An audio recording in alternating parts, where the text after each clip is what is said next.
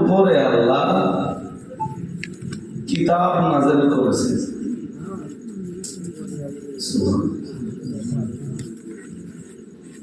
আর একটু মন খুলে খুশি হয়ে বলুন না সুবহানাল্লাহ। খুব দুর্বল দেখাচ্ছে আপনাকে। তো এই মজলিস তো হার্ডলি 1.5 ঘন্টা 2 ঘন্টা চলবে। তো একটু ধৈর্য ধরে সহিষ্ণুতার সাথে কথাগুলো শুনতে হবে। আমি এতক্ষণ ধরে যে কথাগুলি বললাম, আমার এই কথাগুলির ব্যাখ্যা সুদূর প্রসারী। মানে এই যে বললাম যে নবী রাসূলদের পৃথিবীতে আসবার দরকার কি, কিতাব নাযিলের দরকার কি, কথাগুলো আর একটু ডিটেইলস বললে মানুষের তৈরি করা যত শিক্ষা ব্যবস্থা আছে পৃথিবীতে,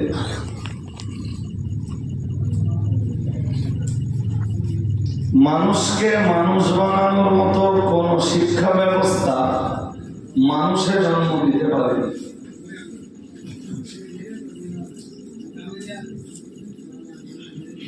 চাই স্কুল এডুকেশন বলেন, কলেজ এডুকেশন বলেন, ইউনিভার্সিটি এডুকেশন বলেন, এডুকেশনের যত শাখা আছে, এডুকেশনের কোন শাখাই একজন মানুষকে পূর্ণাঙ্গ মানুষ হিসাবে গড়ে তোলবার জন্য যথেষ্ট নয়।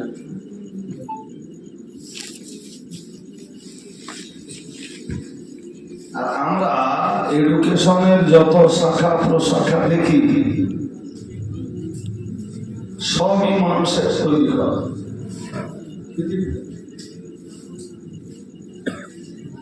হাজারো শাখা আছে এডুকেশনের, আমরা জানি না।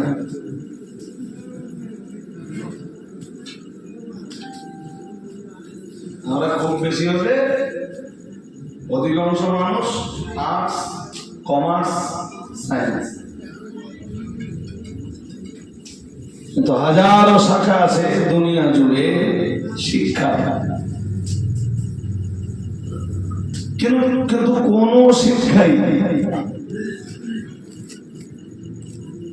সভ্যতার পূর্ণ আলো জ্বালাতে পারে।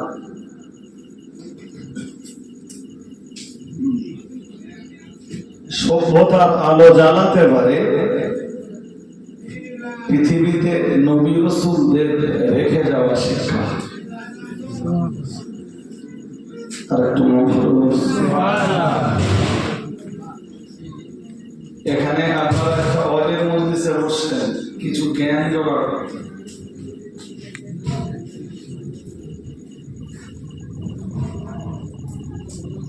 মানুষকে মানুষ বানাতে পারে একমাত্র কোরআনের শিক্ষা।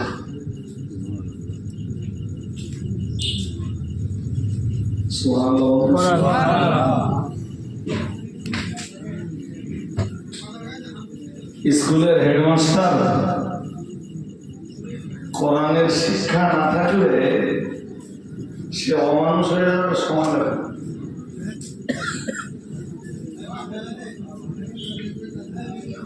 কোর্টের একজন জাস্টিস,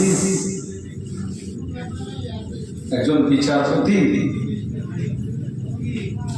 সেও কোরআনের শিক্ষা না থাকলে অমানুষ হয়ে যাবে সমাজে।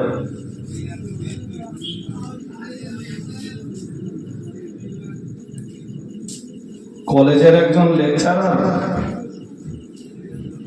আমার এই কথাগুলো শুনে হয়তো ফার্স্ট টাইম সবাই একমত হতে পারবেন না। দুনিয়ায় একটা শিক্ষা আছে। আমি একটা কথা আপনাদেরকে বলি, এদিকে একটু আওয়াজ হচ্ছে খুব বেশি, ওই বেশি আওয়াজটা বন্ধ হবে, নইলে আমি কথা বলে আপনাদের বোঝাতে পারবো। অনেক মানুষ বসেছেন, যারাই বসেছেন আপনাদের একটা আশা আছে যে বসিরহাট থেকে রজব আলী সাহেব আসবেন, কোরআন হাদিসের কিছু কথা বলবেন, আমরা তো শুনবো।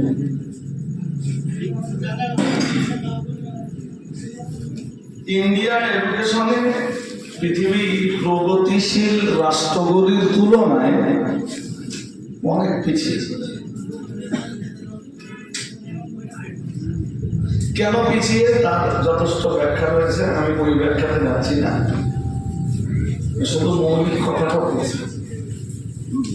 আমি ইউরোপ মহাদেশে যান, 18 বছরের আগে কোনো বাচ্চা যদি স্কুল ছুট হয় তো বাবা মায়ের জেল পর্যন্ত হতে হবে।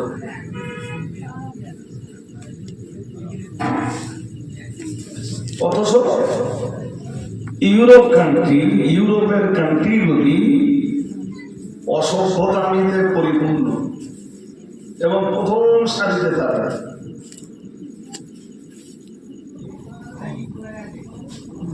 কারণ তাদের যে এডুকেশনটা আছে সে এডুকেশন মানুষের তৈরি এডুকেশন। তাদের অধিকাংশের ভিতরে রাসূলের রেখে যাওয়া সেই শিক্ষা, সেই এডুকেশন নেই।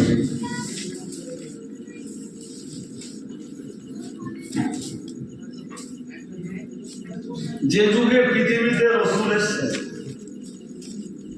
যারা একটু পড়াশোনা জানেন আপনি গুগলেও সার্চ করে দেখবেন, যুগটাকে বলা হয় আল আইয়ামুল জাহেলিয়া, যার বাংলা মানে অজ্ঞতার যুগ, মূর্খতার যুগ, সব চরম পর্যায়ের মূর্খ।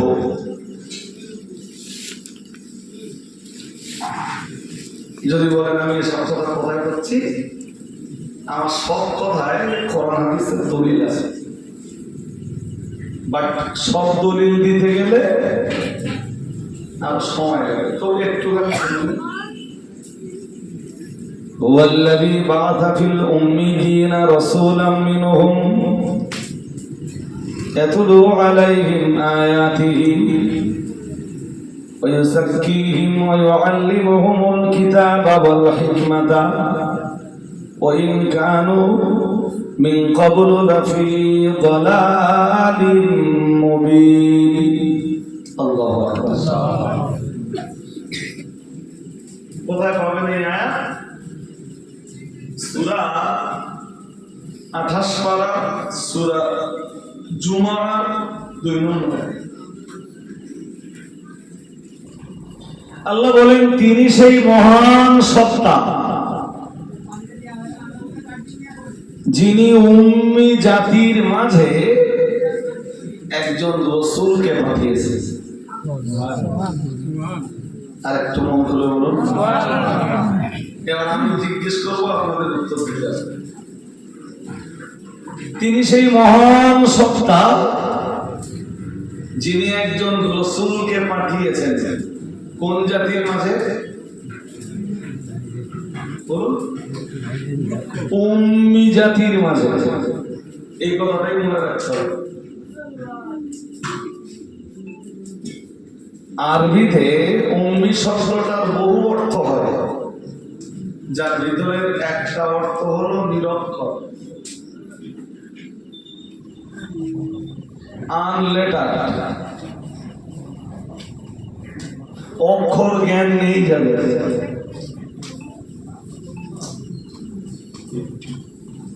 শিক্ষা শূন্য জাতি। তাহলে রাসূলুল্লাহকে আল্লাহ পাঠাচ্ছেন ও অক্ষর শূন্য জাতির মাঝে, অক্ষর জ্ঞান শূন্য কমিউনিটির মাঝে। আর সেই জাতিকেই রাসূল কোরআন শুনিয়ে আর হাদিস শুনিয়ে পৃথিবীর এক সেরা সভ্য জাতি হিসাবে বিশ্বের দরবারে তুলে ধরলেন। আরেকটু মন খুলে বলেন। সেই জাতিকে তারা কেউ স্কুলে যায়নি, কেউ কলেজে যায়নি, কেউ ইউনিভার্সিটিতে যায়নি, ওই যেটুকু শিক্ষা দরবারে নবাবিতে বসে বসে, বিশ্বনবীর দরবারে বসে বসে। আমার কথা বুঝলে আশা করছি আপনিও লাভবান, আমিও লাভবান। আর যদি না বোঝেন, কেসা কাহিনী ঘটনা জীবনী শোনার আশায় যদি কেউ আসেন, তাহলে আমার এই কথা আপনার জন্য উপকারী নয়।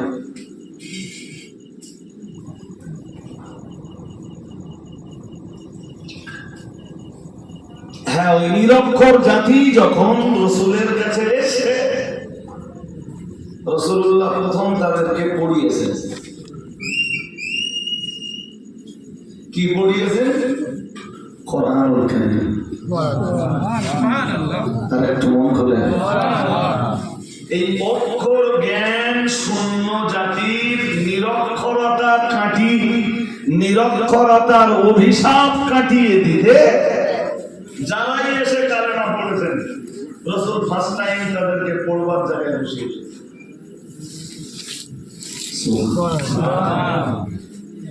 বাকিটা ইতিহাস। এই ছেলে, তোমরা তিনজন তিন জায়গায় বসো, তিনজন তিন প্রান্তে বলেছি, হয়নি এখনো হয়নি, আমার এক জায়গায় হয়ে যাবে। তুমি আরো এগিয়েছো, তুমি আরো তুমি এদিক চলে এসো, আরো এগিয়েছো। হাজারিনে মজলিস, বিষয়টা খুব গভীর ভাবে আমি ভেবে রেখেছি, বাকি আপনাদের ভাবছি।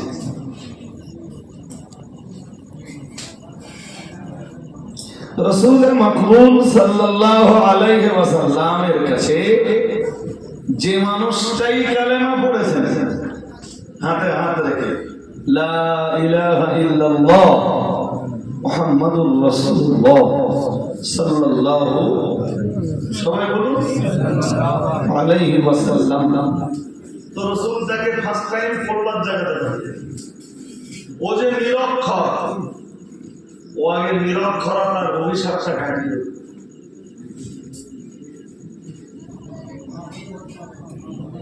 আমরা আমাদের সমাজকে তালিম করব। আমি আজকে কম বেশি 25 বছর হজ করছি, আর এখন তো 2-4টে দাড়ি হলো পেকে গেছে। খুব আফসোসের সাথে বলছি, মুসলিম কমিউনিটিকে আজও পড়বার জায়গাতে পৌঁছে দিতে পারে। 2 লাখ টাকা খরচ করে যে গ্রামের মানুষেরা জলসা দেবে শিক্ষার উন্নতির জন্য, সেই গ্রামের মানুষ বছরে 1 লাখ টাকা খরচ করে। কিভাবে আপনি এই জাতীয় উন্নতি কামনা করেন?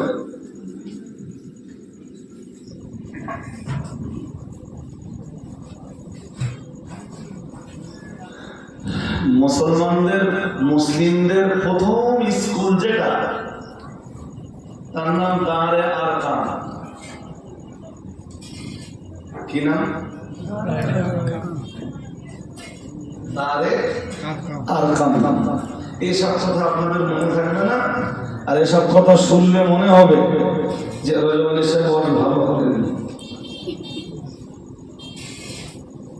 দারে আরকাম এক সাহাবীর বাড়ি, সাহাবীর নাম আরকাম ইবনে আবিল আরকাম। খুব মন দিয়ে শুনুন, সাহাবীর নাম আরকাম ইবনে আবিল আরকাম। জানেন এই স্কুলের ছাত্র কারা? হযরত আবু বকর ওই স্কুলের ছাত্র, হযরত ওসমান ওই স্কুলের ছাত্র, হযরত আলী ওই স্কুলের ছাত্র, হযরত আব্দুল্লাহ ইবনে মাসউদ ওই স্কুলের ছাত্র। হযরত বিলাল ওই স্কুলের ছাত্র,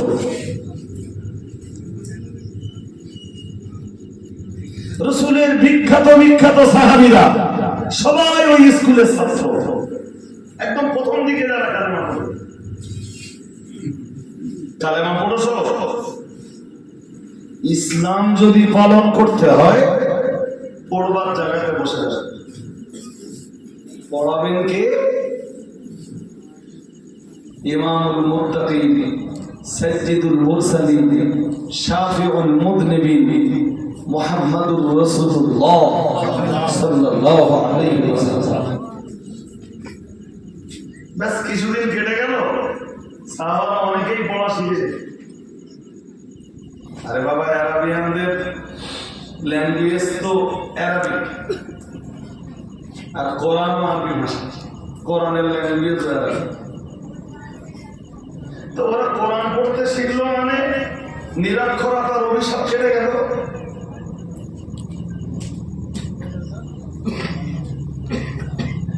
আমাদের দেশের তাবড় তাবড় ধার্মিক, বাংলাও জানে না, ইংরেজিও জানে না, আরবিও জানে না, মুখ ভরা দাঁড়ি, হজ করে এসছে, একদম পা পর্যন্ত গায়ে জুব্বা পরা, জুব্বা জামা পরা, হাতে তসবিহ, মাথায় একটা হাতি। ওযুর ফরজ কটা? গোসলের ফরজ কটা?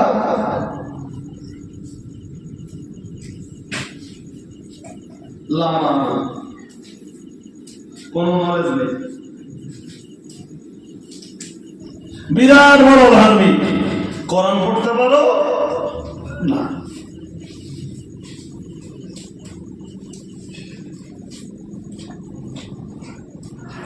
এই জাতির উন্নতি কেমন হবে?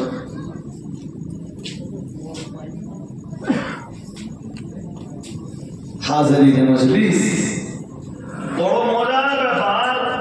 রাসূল মাকবুল সাল্লাল্লাহু আলাইহি ওয়াসাল্লামের কাছে যারাই এসে কালেমা পড়ছেন, রাসূলুল্লাহ দারে আর কামে তাদের বসিয়ে দিচ্ছেন, পড়তে হবে, পড়া শেষ।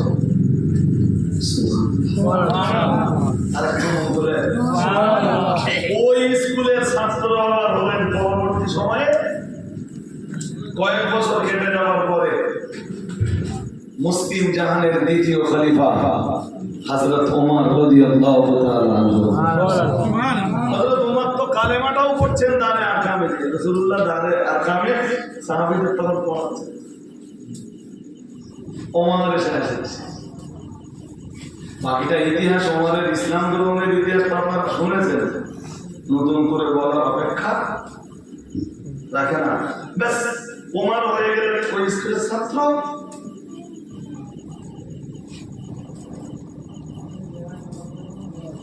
কিন্তু কি লজ্জার ব্যাপার, 60 বছর বয়স, কোরআন পড়তে নামিনি। চলুন ওই যে আয়াতটা পড়েছিলাম আর একটা পড়ি। কোন আয়াত মনে আছে? সূরা জুমার 28 পারা, সূরা জুমার 2 নম্বর আয়াত।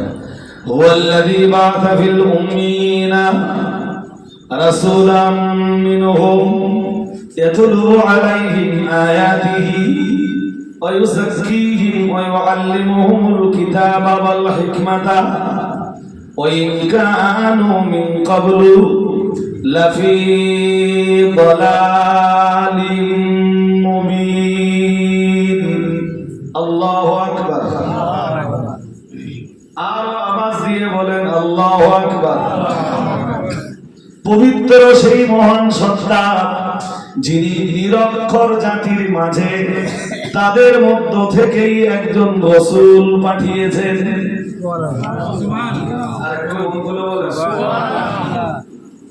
চলুন এবার দেখে নেওয়া যাক কাজ কি সেই রাসূলের।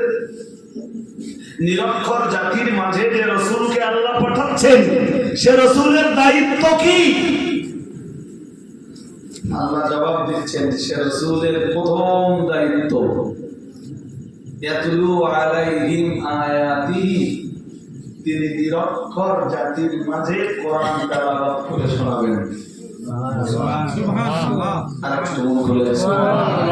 আর ওই নিরক্ষর জাতি একদিন তার কাছে কোরআন শুনতে শুনতে সবাই কোরআন শিখে যাবে। ঘটলো তাই। রাসূল ওই নিরক্ষর জাতিকে ডেকে তাদেরকে কোরআন শোনালেন। আর শুনতে শুনতে একদিন তামাম সাহাবায়ে কেরাম কোরআন তেলাওয়াত করা শিখে গেলেন।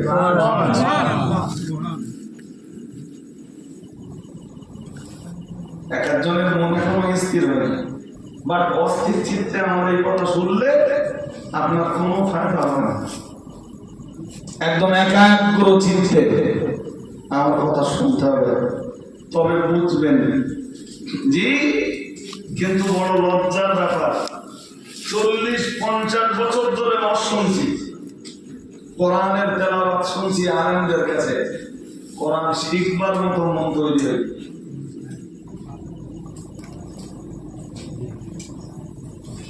কিন্তু রাসূলের কাছে এসে যারা এই কোরআন শুনেছেন তারা একদিন কোরআন তেলাওয়াত করা শিখে গেছে।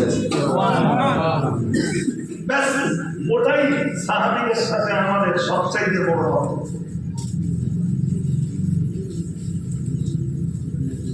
আপনি মাস্টার না ডাক্তার, আলেম না হাফেজ, মৌলানা না কারি, আপনি জেনারেল এডুকেটেড না অ্যারাবিক সাবজেক্ট নিয়ে পড়াশোনা করা মানুষ, আমার জানার দরকার নেই ভাই। আপনি মুসলিম বলে পরিচয় দিলে আপনাকে কোরআন শিখতে হবে।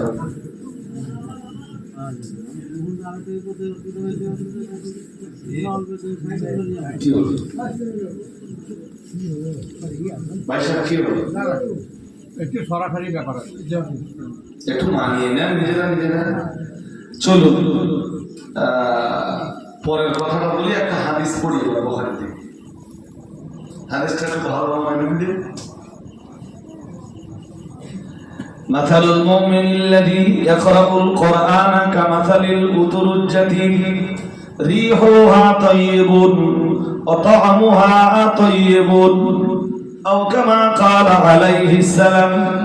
رسول الله জানিয়েছেন مثل المؤمن الذي يقرأ القرآن, রাসূলুল্লাহ জানিয়েছেন ওই মুমিন ওই ঈমানদারের উদাহরণ হলো যে ঈমানদার ঈমানও এনেছেন, কালেমাও পড়েছেন, ঈমানও এনেছেন, কোরআনুল কারীম তেলাওয়াত করেন। রাসূলুল্লাহ জানিয়েছেন এইরূপ ঈমানদারের উদাহরণ হলো কামাসালিল উতুরুজ্জাতি, কমলা লেবুর মতো। আর একটু মন খুলে বলেন ব্যাস এইটুকু কথা মুখস্থ করুন। যে ঈমানদারে কোরআন পড়ে তার উদাহরণ কিসের মতো? আবার যদি আমার ঈমানদারকে সেটা যদি বোঝাতে হয় তাহলে আমার সময় যাবে। এক কথার মধ্যে রাখুন, যে লোকটা অন্তরে বিশ্বাসের সাথে এই মৌখিক ভাবে উচ্চারণ করেছে লা ইলাহা ইল্লাল্লাহ মুহাম্মাদুর রাসূলুল্লাহ সাল্লাল্লাহু আলাইহি ওয়াসাল্লাম, ওই ঈমানদার। আর রাসূল বলছেন যে ঈমানদারের কোরআনুল কারীম তেলাওয়াত করে তার উদাহরণ হলো কমলা লেবুর মতো। রিহুহা তাইয়্যিবুন, কমলা লেবুর স্বাদ, কমলা লেবুর গন্ধ খুব ভালো। ওয়াতামুহা তাইয়্যিবুন, শুধু গন্ধ ভালো না, কমলা লেবু গন্ধেও ভালো, স্বাদেও ভালো।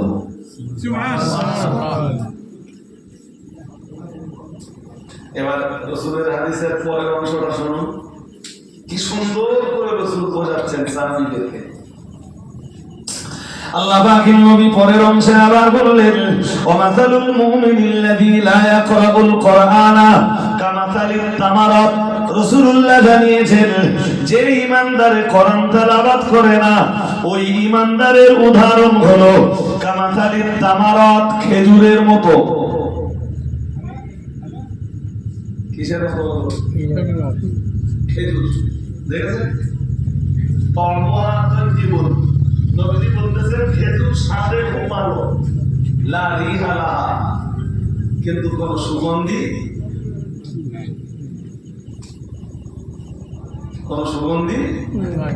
আছে? আর কমলা লেবু ভাঙলেই একটা বলুন। আপনাকে আজকের এই মজলিস থেকে সিদ্ধান্ত নিয়ে বাড়ি যেতে হবে, আপনি কেমন ইমানদার হতে চাচ্ছেন, কমলা লেবুর মতো না খেজুরের মতো? যদি আপনি বলেন আমি কমলা লেবুর মতো হতে চাই, তাহলে আপনি কালেমা পড়েছেন, এখন আপনার কাজ কি? কোরআনটা শিখে নেন, প্রতিদিন সকাল আর সন্ধ্যায় 2 বার করে কোরআন তেলাওয়াত করুন। 10 মিনিট হলেও পড়তে হবে। যেদিন মোটে সময় পাবেন না, দেখবেন পড়তে পড়তে কোরআনের বহু অংশ আপনার রিপস হয়ে গেছে, মুখস্থ হয়ে গেছে, বহু অংশ স্মৃতি ধারণ করে নিয়েছে। আপনি জবানে বলুন না, যেদিন মোটে সময় না পাচ্ছেন সেদিন জবানে বলুন, ইয়াসিন ওয়াল কোরআনিল হাকীম ইন্নাকা লামিনাল মুরসালিন আলা সিরাতিন মুস্তাকিম। এখনো মুসলমানদের বিশ্বাস এটা যে এখন আর কোরআন শিখবো না, আমি কবরে চলে যাওয়ার পরে গ্রামের বহু আল্লাহওয়ালা ধার্মিক মানুষেরা আছে, বা আমার আত্মীয় স্বজন বা আমার আপনজন প্রিয়জন যারা আছে, বা আমার ব্লাডের সাথে সম্পর্কিত যারা আছে, আমি মরে যাওয়ার পরে তারা কোরআন পড়ে আমার নামে সরকার করে দেবে। ব্যাস, আমি ওই কোরআনের ওই তেলাওয়াতে আমি কবরের ভিতরে ভালো থাকি। প্লিজ সিদ্ধান্তটা একটু করলাম না যে আমি মরে যাওয়ার পরে কে আমার জন্য কোরআন তেলাওয়াত করে পাঠাবে, আমি ওর পরোয়া করি না। আমি নিজে কোরআনুল কারীম শিখে কোরআনুল কারীম তেলাওয়াত করে করে করে করে কাপড়ের ভিতরে কোরআন তেলাওয়াত নামীয় আমলটা সঙ্গে দিয়ে কবরে যাব ইনশাআল্লাহ। বলুন ইনশাআল্লাহ, সবাই আওয়াজ তুলে বলুন ইনশাআল্লাহ। কে কবে আপনার জন্য কোরআন পাঠিয়ে দেবে, আপনি অপেক্ষা থাকবেন। আচ্ছা, একটা কথা আপনাদের জিজ্ঞাসা, যদিও অপ্রাসঙ্গিক যদি না ভাবে, অপ্রাসঙ্গিক যদি না মনে করে, আবার কি সমস্যা হচ্ছে? একজন তো উঠে বসলে হয়ে যায়, সমস্যা নাই। আরে ভাই, আপনি একটু উঠে বসুন না।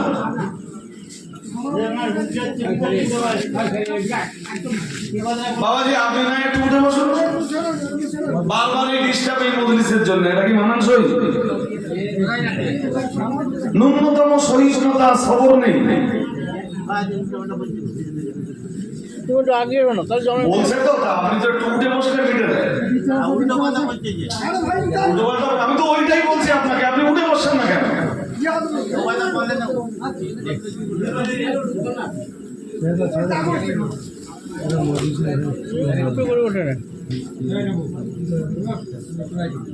যাক ভাই, মন বাইরে দেন না, সময় চলে যাবে। সময় খুব মূল্যবান, স্বর্ণের চাইতেও বেশি মূল্যবান সময়। জি, সময়ের প্রতি গুরুত্ব দেন। রাসূলের একটা হাদিস আপনাদেরকে আবার আল্লাহ রাহিম নবী জানিয়েছেন, ইন্নাল্লাযী লাইসা ফী জাওফিহি শাইউম মিনাল কুরআনি কাল বাইতিল খারিব আও কামা ক্বালা আলাইহিস সালাম। প্যারা নবী রাসূলুল্লাহ জানিয়েছেন, ইন্নাল্লাযী লাইসা ফী জাওফিহি শাইউম মিনাল কুরআন, যে দেহের ভিতরে সব জায়গা পেয়েছে, শুধু আল্লাহর কোরআন জায়গা পায়নি। সব আছে, হায়ার এডুকেশন আছে, কিন্তু কোরআন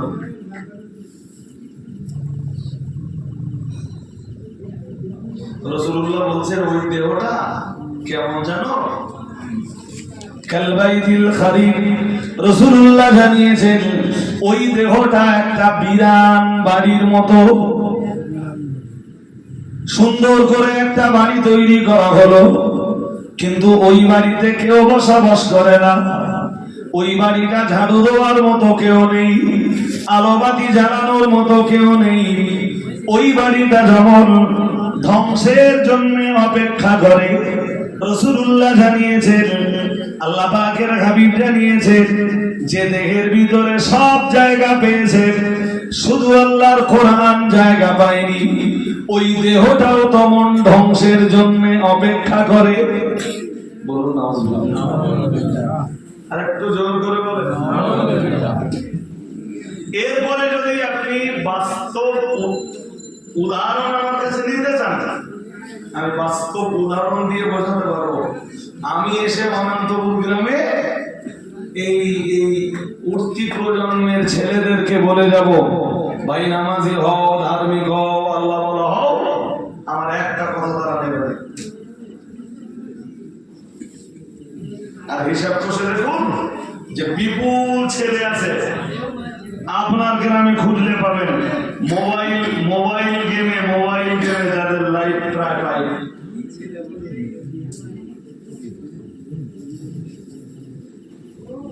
মিলিয়ে দেখেন যে উঠতি প্রজন্মের ছেলেদের জীবন ধ্বংসের মুখে কিনা। আমি বললেও তারা মসজিদে যাবে না। আমি কেন 50,000 টাকাতে হুজুর আনেন, সেই হুজুরের বুড়ি আমার দিকে অভাব কিসের জানেন? অভাব একটা জিনিসের, যে বয়সে ওদের হাতে কোরআন তুলে দেওয়া দরকার ছিল, সেই বয়সে ওরা কোরআন পায়নি। যে বাচ্চা 3টি জিনিস পাবে, 3টি জিনিস সময় মতো কোরআন পাবে, 5 বারের নামাজ পাবে, আল্লাহর ভয় পাবে, এই 3টে জিনিস যে বাচ্চাকে দেওয়া সম্ভব হবে, আমি বলছি খুব সহজে, ওই বাচ্চা নষ্ট হওয়ার মতো কিছু বলছেন না। ওই বাচ্চা নষ্ট হয়ে যাওয়ার কোনো কন্ডিশন থাকবে না। আমি দায়িত্ব নিই, ওই বাচ্চা বাবা মায়ের অবাধ্য হবে না, বাবা মায়ের সাথে বেয়াদবি করবে না, বাবা মায়ের নাফরমানি করবে না, বাবা মায়ের প্রতি দুর্ব্যবহার করবে না, দুরাচার করবে না। কারণ যে বাবা মা সন্তানকে আল্লাহর সাথে সম্পর্ক তৈরি করে দেয়, আল্লাহ তখন ওই সন্তানের কলিজায় বাবা মায়ের প্রতি একটা ভালোবাসা জায়গা করে দেয়।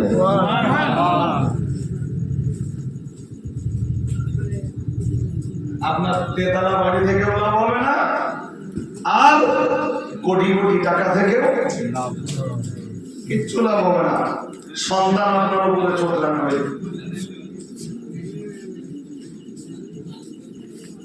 তিনটি জিনিস দেন, একে কোরআন, দুইয়ে খোদাভীতি, তিনে 5 বার নামাজ। ও পৃথিবীর যে প্রান্তেই যাক, নামাজের সময় হলে যেন ছটফট করে আমাকে নামাজ পড়তে হবে।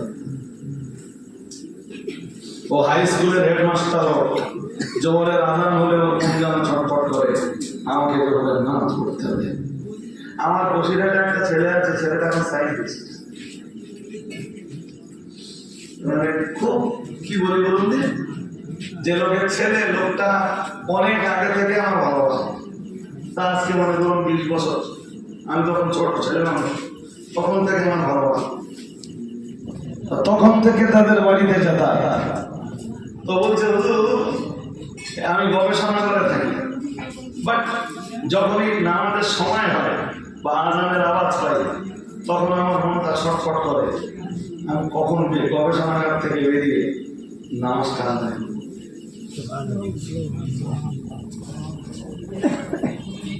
বলছে হুজুর আমি যখন লেকচার দেওয়ার কাজে ব্যস্ত থাকি, নামাজের সময় হয়েছে, আমার মন ছটফট করছে, আমি কখন জোহর অথবা আসরের নামাজ আদায় করবো। যদি দুনিয়ায় যেখানে যায় সেখানে মানুষ আমার জন্য সম্মানের চেয়ারটা ছেড়ে দেয়।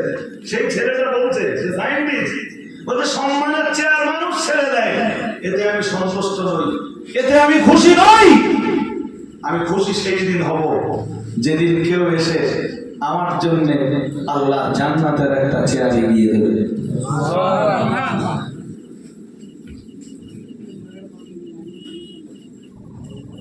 কি ভাবছেন দুনিয়ার এই হায়ার এডুকেশনের সফলতা? কোরআনটা বলে। টাকা পয়সায় সফলতা? কোরআনটা বলে। কোরআন কি বলেছে?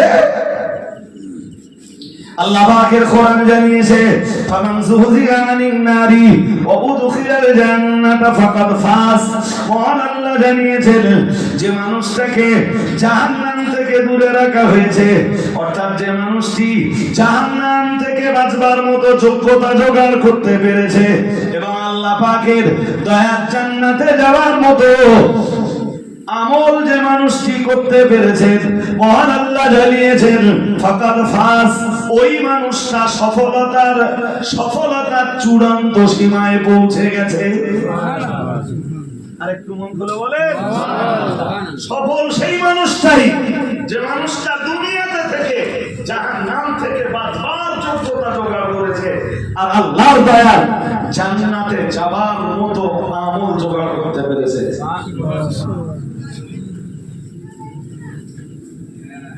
মাঠে 20 বিঘে জমি আছে, ওটাও সফলতা নয়। জি, কোটি কোটি টাকা আছে, ওটাও সফলতা নয়। আকাশ চুম্বি গগনভেদী বিল্ডিং আছে, ওটাও সফলতা নয়। হায়ার এডুকেশন আছে, ওটাও সফলতা নয়।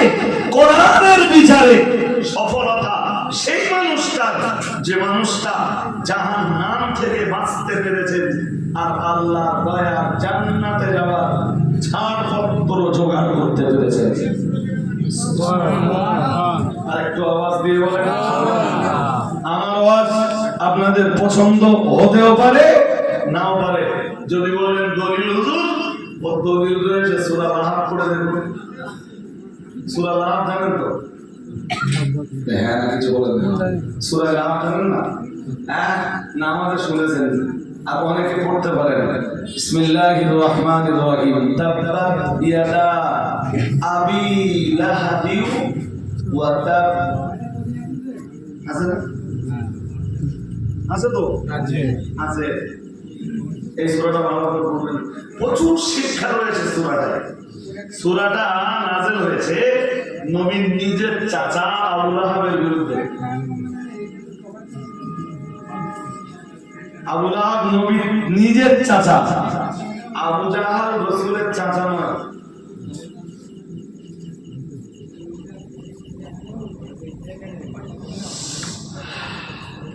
রাসূলের চাচাদের ভিতরে নবীর তো 9 জন চাচা। কয়জন? কালেমা পড়েছে কে?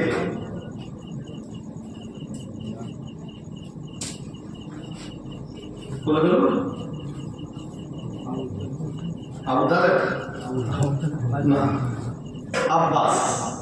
হযরত আব্বাস রাদিয়াল্লাহু তাআলা আনহু কালেমা তিনি পড়েছেন। তো অনেকে পড়ে, একদম প্রথম দিকে যিনি কালেমা পড়েছেন তিনি হলেন রাসূলের চাচা হযরত হামজা রাদিয়াল্লাহু তাআলা আনহু। সুবহানাল্লাহ। আর একটু মন খুলে বলেন সুবহানাল্লাহ। আর কোন চাচার নাম জানা আছে? নবীর আর অন্য কোন চাচার কালেমা পড়েছেন? আমার স্মরণে আসছে না। জি, আব্দুল মুত্তালিব তো নবীর দাদা।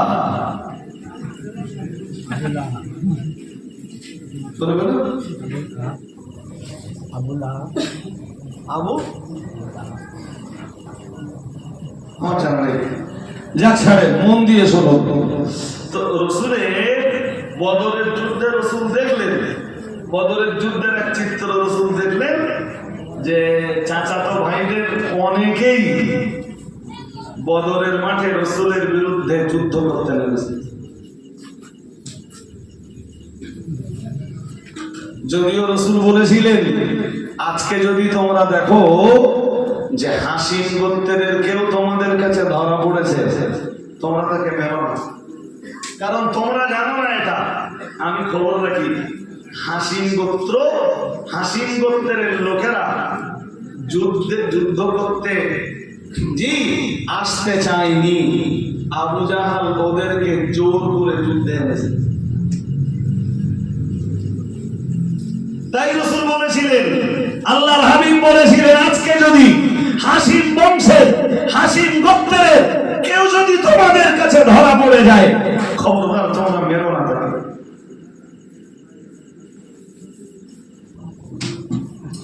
হাজিরিনে মজলিস মনে রাখুন, আল্লাহ পাকের কোরআন জানিয়েছে সূরা লাহাবের ভিতরে, তাবরাত ইয়াদা আবি লাহাবি ওয়া তাব। আল্লাহ পাক রব্বুল আলামিন জানিয়েছেন ধ্বংস হয়েছে আবু লাহাবের হাত দুটি। খুব মন দিয়ে শুনুন, বাকি ইতিহাস বললে এই সূরা লাহাবের প্রথম অংশের তাফসীর করতে করতে আমার সময় শেষ হয়ে যাবে। রাসূলুল্লাহ যেদিন প্রকাশ্যে ইসলামের দাওয়াত দিচ্ছিলেন সাফা পর্বতের উপরে দাঁড়িয়ে, আরবের বিভিন্ন গোত্রকে আলাদা করে ডেকে ডেকে আবু লাহাব সেখানে হাজির হলো। রাসূল শেষে যখন বললেন তোমরা সবাই পড়ো লা ইলাহা ইল্লাল্লাহ, অন্যথায় আল্লাহর কঠিন আযাবে তোমরা গ্রেফতার হবে, আবু লাহাব তখন বলল আলে হাদা জামানাতানা। তাফসীরবিদরা লিখেছেন আবু লাহাব বলল তাব্বাল্লাক মুহাম্মদ সাল্লাল্লাহু আলাইহি ওয়াসাল্লাম, তুমি ধ্বংস হয়ে যাও। আরো আওয়াজ দিয়ে বলুন, আবু লাহাব বলল ভাতিজা তুমি ধ্বংস হয়ে যাও, আলে আদা জামাতানা, তুমি এই কালেমা প্রচার করার জন্য আমাদের দেখেছো। অন্য বর্ণনা এসেছে আবু লাহাব রাসূলুল্লাহকে আঘাত করেছিল। রাসূল খুব কষ্ট পেলেন, আবু লাহাব রাসূলকে গালি দিল। লোকে গালি দেয় অত লাগে না, কিন্তু আজকের গাল নিজের চাচার গাল। রাসূল খুব আঘাত পেয়েছে, সারাদিন নবী খুব ভারাক্রান্ত, খুব খুব কষ্ট রাসূলুল্লাহ নিজের অন্তরে ধারণ করছেন। সন্ধ্যা হয়ে গেছে, তখনও রাসূল ভাবছেন চাচা আবু লাহাব গাল দিল, আমাকে আঘাত করলো, আমার জন্য ধ্বংস কামনা করলো। চাচা আবু লাহাব যাই করুক, আমার সাথে আমার চাচা আবু লাহাবের সম্পর্ক দুনিয়াবি সম্পর্ক এবং চাচা আর ভাতিজার, আমার সাথে আমার চাচা আবু লাহাবের আর একটা সম্পর্ক আছে, সেই সম্পর্কের নাম নবী আর উম্মতের সম্পর্ক। আবু লাহাব এত গালি দেওয়ার পরও চাচা আবু লাহাব জাহান্নামে গেলে আমি খুব কষ্ট হব। এরপরে নবীর মনে পড়লো কোরআনের একটা আয়াত, সূরা নূহের ভিতরে আছে। নূহ আলাইহিস সালাম দাওয়াত দিয়েছিলেন, আমার যদি আয়াত নম্বর জিজ্ঞেস করেন আমি বলে দিতে পারবো। আল্লাহ পাকের কোরআন জানিয়েছে নবী নূহ আলাইহিস সালাম বলেছিলেন ইন্নী দাআউতু কওমি লাইলান ওয়া নাহারা, আমি আমার উম্মতকে দিনের বেলায় যেমন দাওয়াত দিয়েছি রাতের বেলায়ও তেমন দাওয়াত দিয়েছি। প্রিয় নবী মুহাম্মদুর রাসূলুল্লাহ সাল্লাল্লাহু আলাইহি ওয়াসাল্লাম আর মনে পড়লো নবী নূহ আলাইহিস সালাম তার জাতিকে বাঁচানোর জন্য দিনের বেলায় যেমন দাওয়াত দিয়েছিলেন রাতের বেলাতেও তেমন দাওয়াত দিয়েছিলেন। আজ আমি মুহাম্মদুর রাসূলুল্লাহ সাল্লাল্লাহু আলাইহি ওয়াসাল্লাম আজ আমি দাওয়াত দিয়েছি প্রকাশ্যভাবে, না না না না না, কিন্তু আজ অবধি কখনো রাতের বেলায় তো আমি কালেমার প্রচার করিনি। আজ থেকে আমি মুহাম্মদুর রাসূলুল্লাহ সাল্লাল্লাহু আলাইহি ওয়াসাল্লাম আমি রাতের বেলাতেও কালেমার প্রচার করব। তো রাতের বেলায় কালেমা প্রচার করতে কার বাড়িতে যাব? প্রথমবার আমি যাব আমার চাচা আবু লাহাবের বাড়িতে। চাচা গায়ে দিয়েছে, চাচা আঘাত করেছে, সব ভুলে গেলাম, সোজা চাচার বাড়িতে চলে গেল। ভাই, নবুয়ত আল্লাহ তাদেরকে দেয় যাদের শরীরে প্রচুর ধৈর্য। আর একটু মন খুলে একটা হুজুর দাওয়াত করে গ্রামে এনে হালকা বেয়াদবি করবেন, পরের বার আসবে। হ্যাঁ, কিন্তু নবীরা বলো, নবী রাসূলরা কেউ ওই চিন্তার মানুষ নন। যারাই মেরেছে রাসূলুল্লাহ তাদের কাছেই আবার কালেমার দাওয়াত নিয়ে গেছে। আর একটু মন করে বলেন। আর বাবা, ওহশিকে রাসূল ক্ষমা করছেন, বাকিটা তো ইতিহাস। আমি ইতিহাস বললে তো অনেক বলতে হবে। ওদের যুদ্ধে রাসূল যখন চাচার ক্ষতবিক্ষত দেহ দেখলেন, আমার দিক তাকান, যখন দেখলেন চোখ উড়ানো, কান কাটা, নাক কাটা, এখান থেকে কলিজা এইটাকে পুরো চিড়ে ফেলেছে, কেটে ফেলেছে, ফেলে কলিজা বার করেছে, কলিজাটা বার করা।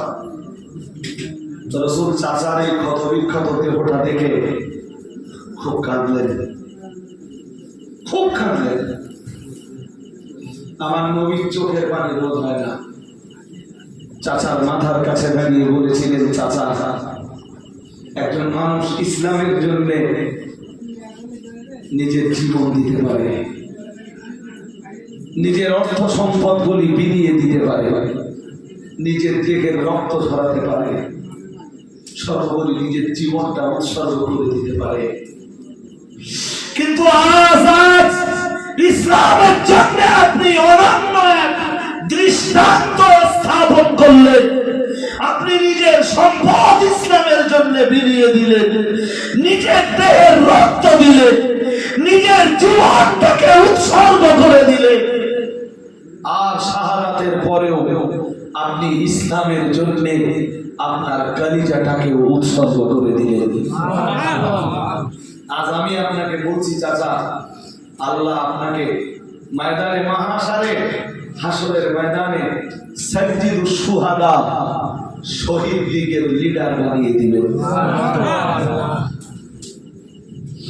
খুব কাঁদলেন, চোখের পানিটা মুছে দিলেন, মুছে দিয়ে বলেছিলেন, চাচা, ওরা যারা আপনাকে আঘাত করেছে, কোনদিন যদি আল্লাহ শক্তি আমার অনুকূলে এনে দেন, শক্তি যদি আল্লাহ আমার হাতের মুঠোতে দান করেন, আমি মুহাম্মদ সাল্লাল্লাহু আলাইহি ওয়াসাল্লামকে 70টা করে আঘাত করব। কটা? 70টা করে আঘাত করব। বাট রাসূল করিম সাল্লাল্লাহু আলাইহি ওয়াসাল্লাম তা বাস্তবে করতে পারেননি। কেন পারেননি? কোরআনটা বলেছে 14 পারা শেষ পৃষ্ঠায়, মক্কা জয় হলো, মক্কা যেদিন জয় হলো সেদিন তো কি সব শক্তি আল্লাহ মুহাম্মদ সাল্লাল্লাহু আলাইহি ওয়াসাল্লামের কবজায় এনে দিয়েছে। সুবহানাল্লাহ। আর একটু মন খুলে বলুন, এতদিন যে নবী মার খাচ্ছিলেন, 8ম হিজরিতে, হিজরতের 8ম বছরে, জি, মক্কা জয়ের পরে রাসূল দেখলেন আল্লাহ প্রচুর শক্তি তাকে দান করেছেন। রাসূলের চাচাকে শহীদ করেছিল, নবীজি বলেই দিয়েছিলেন, ও তার নাম ছিল ওহশী। নবীজি বলেছিলেন, ওহশীকে যেখানে পারবে সেখানে মারবে, ওর রক্ত তোমাদের জন্য হালাল। ওহশী সুযোগ বুঝে মক্কা থেকে মারালো, চলে গেল তয়েফে। তয়েফের বন্ধুরাই ওহশীকে বললো, ওহশী, আজকে মক্কা জয় হয়েছে, কালকে মুহাম্মদ সাল্লাল্লাহু আলাইহি ওয়াসাল্লাম তয়েফ জয় করে যাবে, কোথায় পালাবে তখন?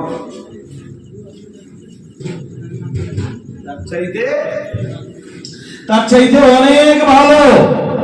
তুমি জানো না মুহাম্মদ সাল্লাল্লাহু আলাইহি ওয়াসাল্লাম কতটা দয়ালু, তার মনে কতটা দয়া, কতটা মায়া, কতটা মমতা, তিনি কতটা মহানুভবতার অধিকারী। তুমি জানো না অবশ্যই, যাও না, তুমি নবীর দরবারে চলে যাও, ক্ষমা চাও, তোমাকেও ক্ষমা করে দিতে পারে। এই যে অবশ্যই আসবার আগে কোরআনুল কারীমের এক আয়াত নাযিল হলো, চলুন আয়াতটা ধরিয়ে দেই। এই 14 পারা শেষ পৃষ্ঠা, এটা সূরা নাহলের একদম শেষ পৃষ্ঠা। আল্লাহ বলেন ওয়াইন আকাবতুম ফাআকিবু বিমিথলি মা উকিবতুম বিহি। কি চ্যাম্পিয়ন করে বললেন, ও নবী, যদি ওদেরকে আপনি শাস্তি দিতেই চান যারা আপনাদেরকে শাস্তি দিয়েছিল, তাহলে শাস্তি ততটা দিতে পারবেন তারা আপনাদেরকে যতটা শাস্তি দিয়েছিল।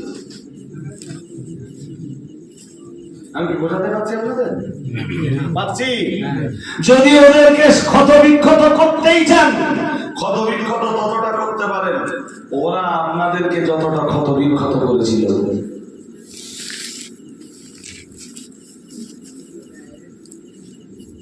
নবী তো বলেছিলেন 70টা করে আঘাত করব, বেশি হয়ে যাচ্ছে না? হ্যাঁ না বলেন, বেশি হয়ে যাচ্ছে না অনেক? হ্যাঁ, মনে রাখবেন বেশিটা কখনো করতে পারবেন না। যদি আপনি ইকুয়াল করেন, সমান সমান করেন। আমি কি করে বোঝাই বলুন দিন? ধরুন ধরুন এই আমাদের এই ডাক্তার ভাই আমার একটা চড় মারবে, ফর এক্সাম্পল, তো আমার গায়ে শক্তি আছে, পাল্টা আমি ডাক্তারকে দুটো মারতে পারবো। যদি দুটো মারি তার নাম জুলুম, তার নাম চলে বলুন, তার নাম জুলুম। যদি 1:1 হয় তাও ডাক্তার 500 গ্রাম ওজনের চড় মেরেছে, আমি 1 কেজি ওজনের মারতে পারবো না। যদি 1 কেজি ওজনের মারি সেও জুলুম। ডাক্তার যেমন চড় মেরেছে ওই রকমই চড় আমি মারতে পারবো। যদি ইকুয়াল করি, সমান সমান করি, ওর নাম কেসাস। ওর নাম জোরে বলেন, ওর নাম কেসাস। আর ডাক্তার আমায় মেরেছে, আমি ডাক্তারকে হাত ধরে বললাম, ভাই আপনি হয়তো না বুঝে আমাকে মেরেছেন একটা চড়, যাক আমি আপনাকে ক্ষমা করে দিলাম। শরীয়তের পরিভাষায় এর বলে ইহসান। কি বলে? পর্যায় কটা হলো? আরে ভাই শুধু কেসটা কাহিনী ঘটনা জীবনী শুনে আপনার ধর্মীয় জীবনে কোনো উন্নতি হবে না। 3টে পর্যায় হলো। একটা পর্যায়ের নাম জুলুম। কেউ একটা দাঁত ফেলে দিয়েছে আপনার মেরে, আপনি একটা দাঁত ফেলে দিতে পারবেন, ওর নাম কেসাস। ওর নাম কি? জোরে বলুন। ওর নাম কেসাস। যদি দুটো দাঁত ফেলে দেন ওর নাম জুলুম, ওর নাম জুলুম। আর যদি কোনো দাঁত না ফেলে ক্ষমা করে দেন, ওর নাম কি? আর এহসান যারা করে তারা মুহসিন। আর মুহসিনদের জায়গা আমার আল্লাহর দয়ার জান্নাত। আর একটু মন খুলে বলো না, কি চ্যাম্পিয়ন করে আল্লাহ বলেছেন, ইন্নাল্লাহা ইউহিব্বুল মুহসিনিন। আল্লাহ পাক রব্বুল আলামিন জানিয়েছেন, নিশ্চয়ই আমার আল্লাহ ইহসানকারী বান্দাদেরকে ভালোবাসেন। ও বাবাজিরা ভাইরা, শুধু আল্লাহ ইহসানকারী বান্দা বান্দীদেরকে ভালোবাসেন তাই না, আল্লাহ পাক রব্বুল আলামিন তার ইহসানকারী বান্দাদেরকে তার দয়ার জান্নাতের ভিতরে জায়গা করে দেন। সুবহানাল্লাহ। আরেকটু মন খুলে বলেন, প্রিয় নবীর উপরে কোরআনুল কারীমের সূরাতুন নাহলের 14 পারা শেষ পৃষ্ঠায় সূরা নাহলের 126 নম্বর আয়াত নাযিল হয়ে গেল। আল্লাহ পাক রব্বুল আলামিন বললেন, ওয়া ইন আকাবতুম ফাআকিবু বিমিসলি মা উকিবতুম বিহি। আল্লাহ পাক রব্বুল আলামিন বললেন, ও আমার নবী, আর আপনি ওদেরকে যদি শাস্তি দিতে চান, শাস্তি ওদেরকে ততটা দিতে পারবেন, কষ্ট ওদেরকে ততটা দিতে পারবেন, ওরা আপনাকে যতটা কষ্ট দিয়েছে তার চাইতে বেশি শাস্তি আপনি দিতে পারবেন না। পরে আমার আল্লাহ আবার বললেন, আল্লাহ পাক বললেন, ওয়ালা ইন সাবারতুম লাহুয়া খায়রুল লিস-সাবিরিন। বলুন আল্লাহু আকবার। আরো আওয়াজ দিয়ে বলুন আল্লাহু আকবার। মহান আল্লাহ কি চ্যাম্পিয়ন করে বললেন, নবী ওদেরকে শাস্তি না দিয়ে যদি আপনি ওদেরকে ক্ষমা করে দেন, আর আপনি যদি ধৈর্য ধারণ করেন, আপনার ধৈর্য ধারণটাই হবে আপনার জন্য উত্তম। আরেকটু মন খুলে বলেন, আমরা পারবো?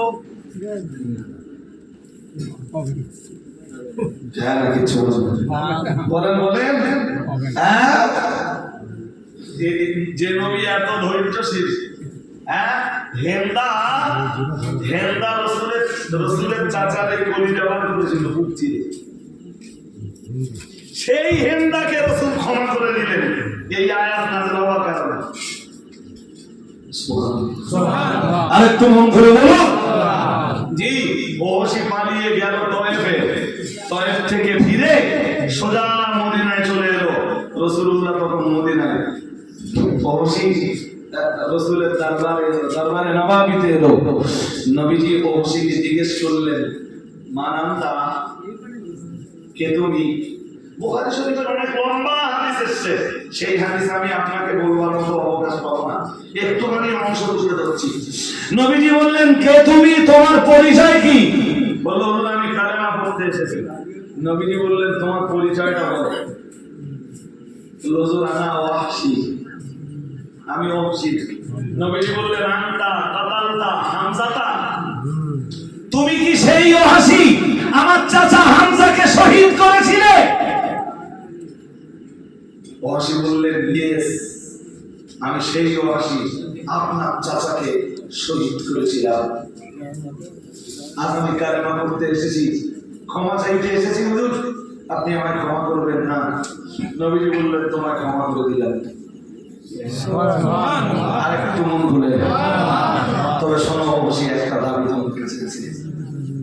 কি কি দাবি কি? নবীজি বললেন, ফাহাল তুগাইয়াবা ফাহাল তুগাইয়িবু ওয়া আহাকা আনানি। ওহসি, অথবা রাসূল বলেছিলেন, গায়িব ওয়াজহাকা আননি। ওহসি, তোমায় আমি ক্ষমা করে দিলাম, তবে সম্ভব হলে আমি যতদিন বেঁচে থাকবো আমার সামনে আসবে না। জানো, তুমি আমার সামনে এলে ওহদের ময়দানে আমার চাচার সেই সহস্র স্মৃতি বিজড়িত দৃশ্য আমার চোখের সামনে ভেসে ওঠে। আমার চোখ দিয়ে টপিয়ে টপিয়ে পানি গড়িয়ে পড়ে। সম্ভব যদি হয়, তোমার চেহারাটা তুমি আমার থেকে দূরে সরিয়ে রেখো। ওহসি কখনো আমার রাসূলের সামনে আসেননি, এরপরেও আমার রাসূল তো ওহসির মতো ব্যক্তিকেও ক্ষমা করে দিয়েছে। আজ মুসলমানদের ভিতরে সব আছে, ক্ষমার জন্য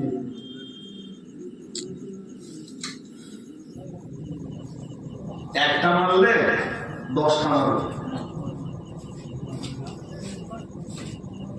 আমি জানি না ভাই, আমার কথা কে কোন অ্যাঙ্গেল দিয়ে দিচ্ছে। আমার নবী কত দয়ালু,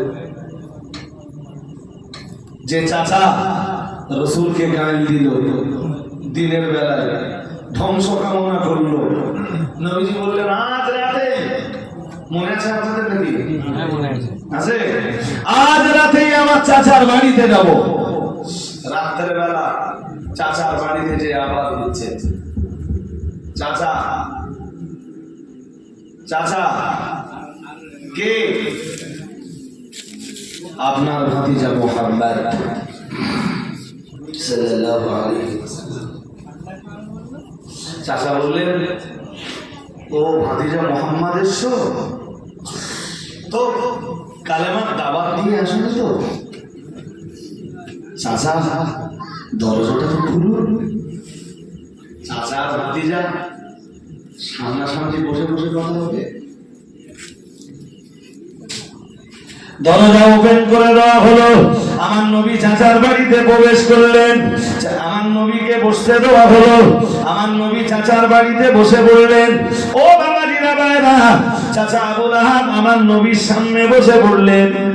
আল্লাহর হাবিব রাহমাতুল লিল আলামিন চাচারে ডাক দিয়ে বললেন, চাচা আপনি আমায় গালি দিয়েছেন চাচা, আমার জন্য ধ্বংসের কামনা করেছেন চাচা, এরপর আমি মুহাম্মদুর রাসূলুল্লাহ সাল্লাল্লাহু আলাইহি ওয়াসাল্লাম সব ভুলে যে আবারও কালেমা আর দাওয়াত দিয়ে এই রাতের বেলায় আপনার বাড়িতে চলে এসেছি। চাচা আপনি কালেমাটা পড়ে নেন, লা ইলাহা ইল্লাল্লাহ মুহাম্মাদুর রাসূলুল্লাহ সাল্লাল্লাহু আলাইহি ওয়াসাল্লাম। আল্লাহ নবী যখন চাচা আবুল আহাবকে কালেমার দাওয়াত দিচ্ছিলেন, ঠিক ওই সময় একটা ছাগলের বাচ্চা ডাকতে ডাকতে আবুল আহাবের সামনে চলে এলো। ছাগলের বাচ্চাটা বাচ্চাটাও আবুল আহাবের বাড়ির ছাগলের বাচ্চা। ডাকতে ডাকতে চাচা আবুল আহাবের সামনে চলে এলো। আবুল আহাব বলল, ও আমার ভাতিজা মুহাম্মদ সাল্লাল্লাহু আলাইহি ওয়াসাল্লাম, তুমি যদি এই ছাগলের বাচ্চাটাকে কালেমা বলাতে পারো, তাহলে আমিও কালেমা পড়বো, আমিও ইসলামের ছায়াতলে আশ্রয় গ্রহণ করব। নবী আমার বললেন, চাচা আমি তো কোন পশু পাখির জবানের মালিক নই, আমার আল্লাহ তো আমাকে পশু পাখির জবানের মালিকানা আমায় দেননি। চাচা আবুল আহাব, আমি কেমনে ছাগলকে কালেমা পড়াবো? আবুল আহাব আবার বলল, ভাতিজা ছাগলের বাচ্চাটাকে যদি কালেমা বলাতে পারো, তাহলে আমি কালেমা পড়ে মুসলমান হয়ে যাব। নবী বললেন, চাচা ছাগলের বাচ্চা কালেমা পড়লে আপনি কালেমা পড়বেন?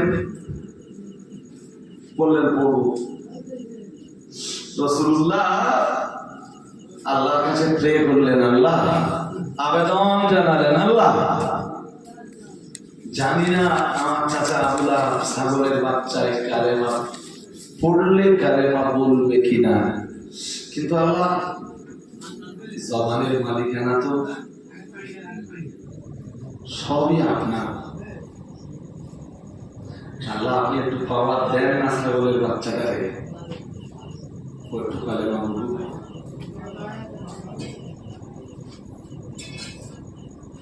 নাও বলতে পারে বাচ্চা।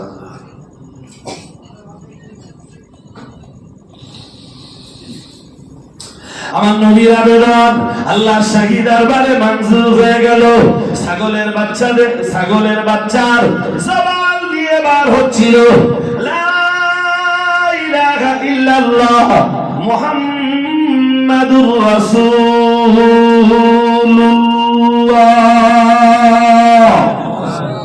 বলুন আল্লাহু আকবার।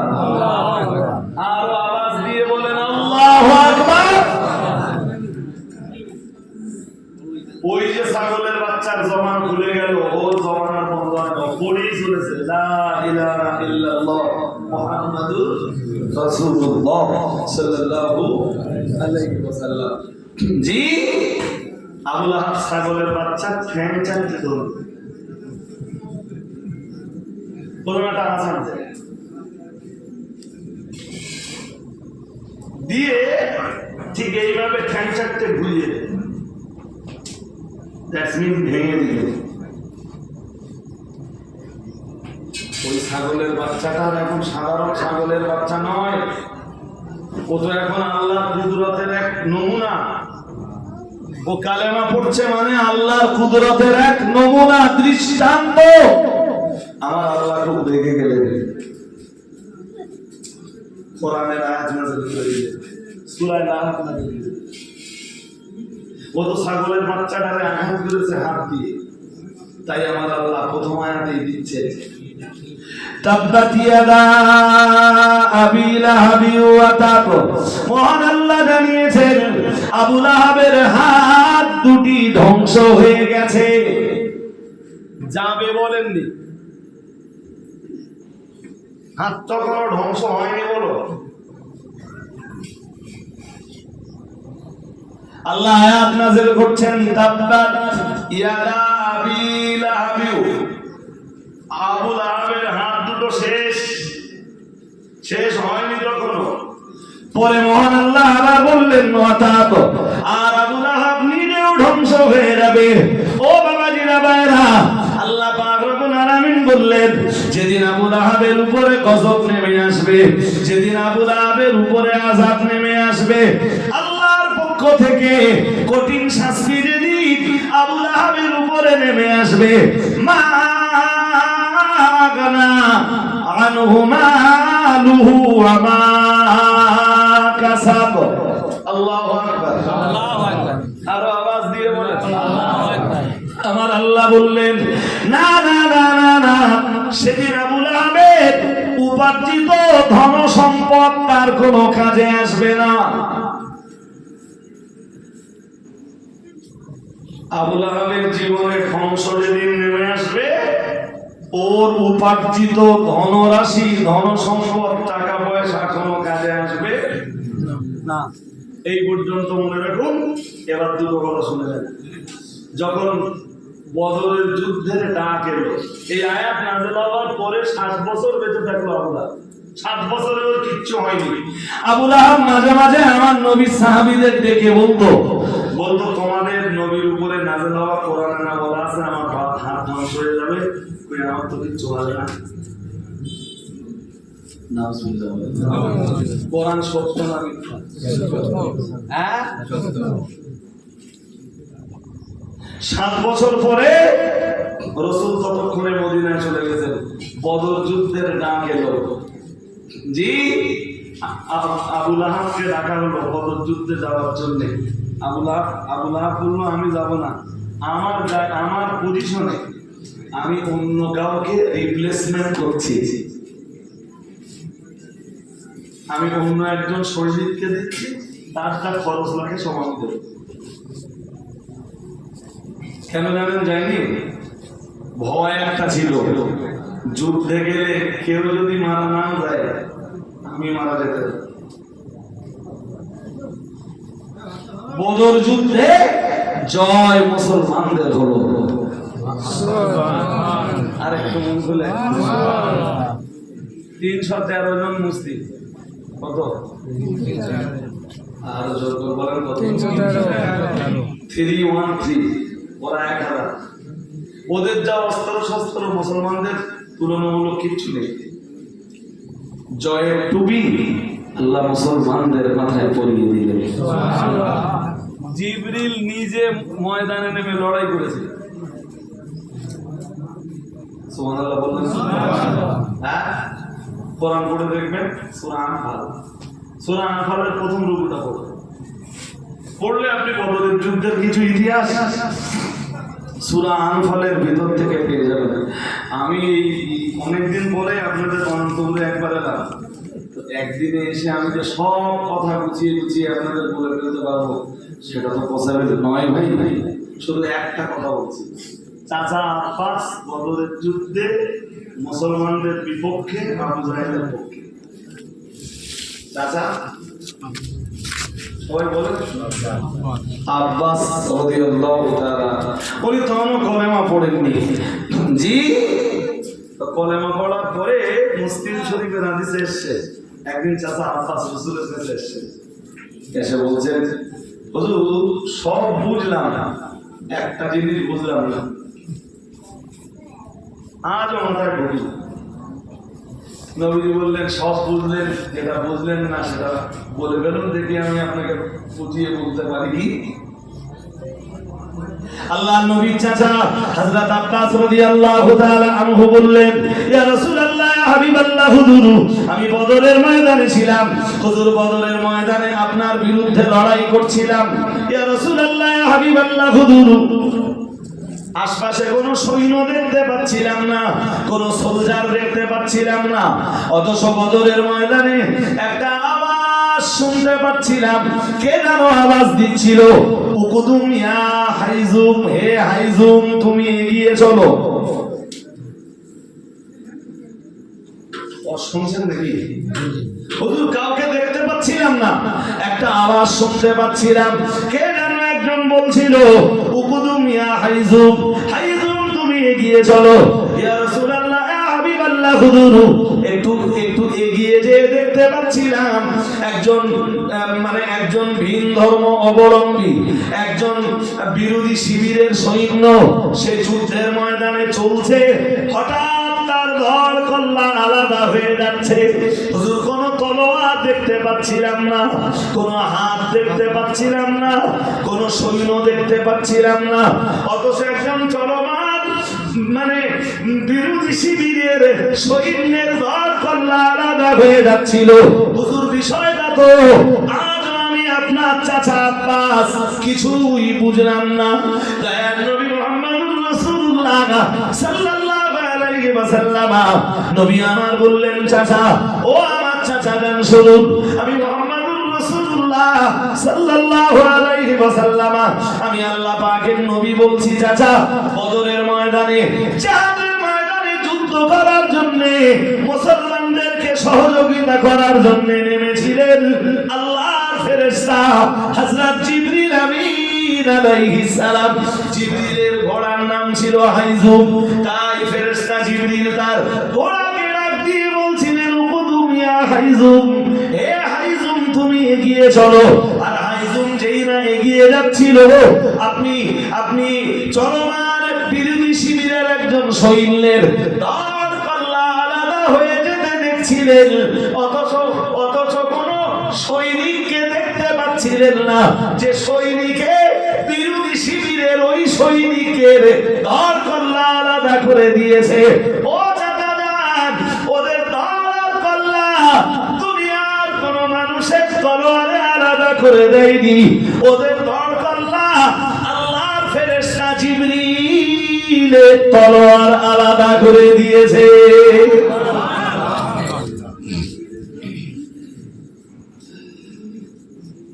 আজ মুসলমানরা খুব অসহায়। হ্যাঁ বলবেন তো, যেটাই করা হয় সেটাই মুসলমানদের বিরুদ্ধে যায়। আরে হ্যাঁ বলবেন তো, এত স্লো কেন? এই হালে পড়ে আজকালের খবর রাখেন না? হ্যাঁ বলবেন, আজকালের খবর রাখেন না? মুসলমানরা সংখ্যা লঘু না গুরু? আরে ভাই, এই ভারতবর্ষে মুসলমানরা সংখ্যা লঘু না সংখ্যা গুরু? এর পরেও মুসলমানদের জয় আসতে পারে। কি লাগবে না জানেন? কি লাগবে? কোরআনে আল্লাহ থিওরি দিয়েছে, বাট সেই থিওরি তো বাস্তবায়িত হয় না। কোরআন ধরুন 6 পারা সূরা মায়দা, ও শুনছেন নাকি? 6 পারা সূরা মায়দা কি চ্যাম্পিয়ন করে বলেছেন, আল্লাহু ইন্নী মাআকুম লা ইন আকামতুমুস সালাতা ওয়া আতাইতুমুস যাকাতা। মহান আল্লাহ জানিয়েছেন আল্লাহু ইন্নী মাআকুম, আল্লাহ পাক রব্বুল আলামিন জানিয়েছেন, মহান আল্লাহ ঘোষণা দিয়েছেন, আর আমি আল্লাহ নিশ্চয়ই তোমাদের সঙ্গে আছি। আল্লাহ পাক রব্বুল আলামিন জানিয়েছেন, আমি নিশ্চয়ই তোমাদের সঙ্গে আছি। ও বাবাজিরা ভাইরা, আমরা কেন বললাম আল্লাহ আপনি আমাদের সঙ্গে আছেন, আপনার রহমত আমাদের সঙ্গে আছে, আপনার সাহায্য আমাদের সঙ্গে আছে, তার জন্য কোনো শর্ত আছে নাকি? আল্লাহ পাক রব্বুল আলামিন বললেন অবশ্যই আছে। আমরা কেন বললাম আল্লাহ আপনি আমাদের সঙ্গে আছেন, তার জন্য শর্ত কি রয়েছে?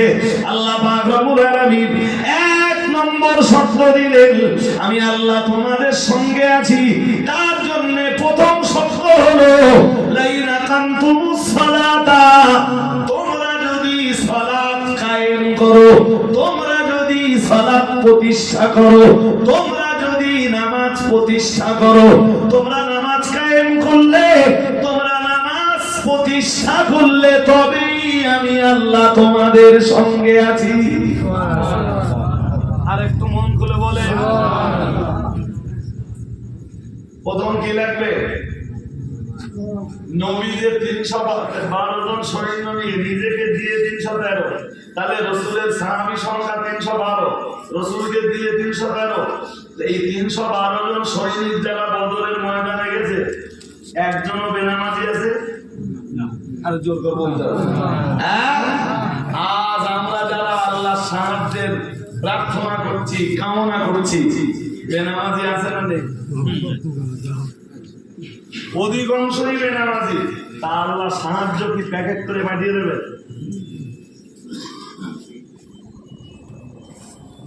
এমন অনেক কিছু পাওনা আছে ভাই, জি, সেগুলো পেতে হবে। যদি মুসলমান দ্বীন ঈমান ইসলামের জায়গায় মজবুত ভাবে কংক্রিট রূপে দাঁড়াতে না পারে। আল্লাহ এরপরে কি বলতেছেন? শর্ত আল্লাহ এখানে একটা দেননি। প্রথম শর্ত দিয়েছেন লাইন আকামতুমুস সালাতা, যদি তোমরা সালাত কায়েম করো। মন দিয়ে শুনে নেন কি কি শর্ত। 2 নম্বর শর্ত দিয়েছেন আল্লাহ ওয়া আতাইতুমুস যাকাতা, যদি তোমরা যাকাত আদায় করো। বহু মুসলমানের যাকাত ফরজ হয়ে গেছে, যাকাত দেয় লাখপতি কোটিপতি যাকাত দেয় না, দিলেও বুঝে দেয় না। হয়তো দেখা যায় হিসাব করলে শুধু যাকাতের টাকা বেরোবে 5 লাখ, ওই 5,000 10,000 শাড়ি লুঙ্গি কিনে বিতরণ করে দিলে আর ভাবলে যে যাকাত দেওয়া।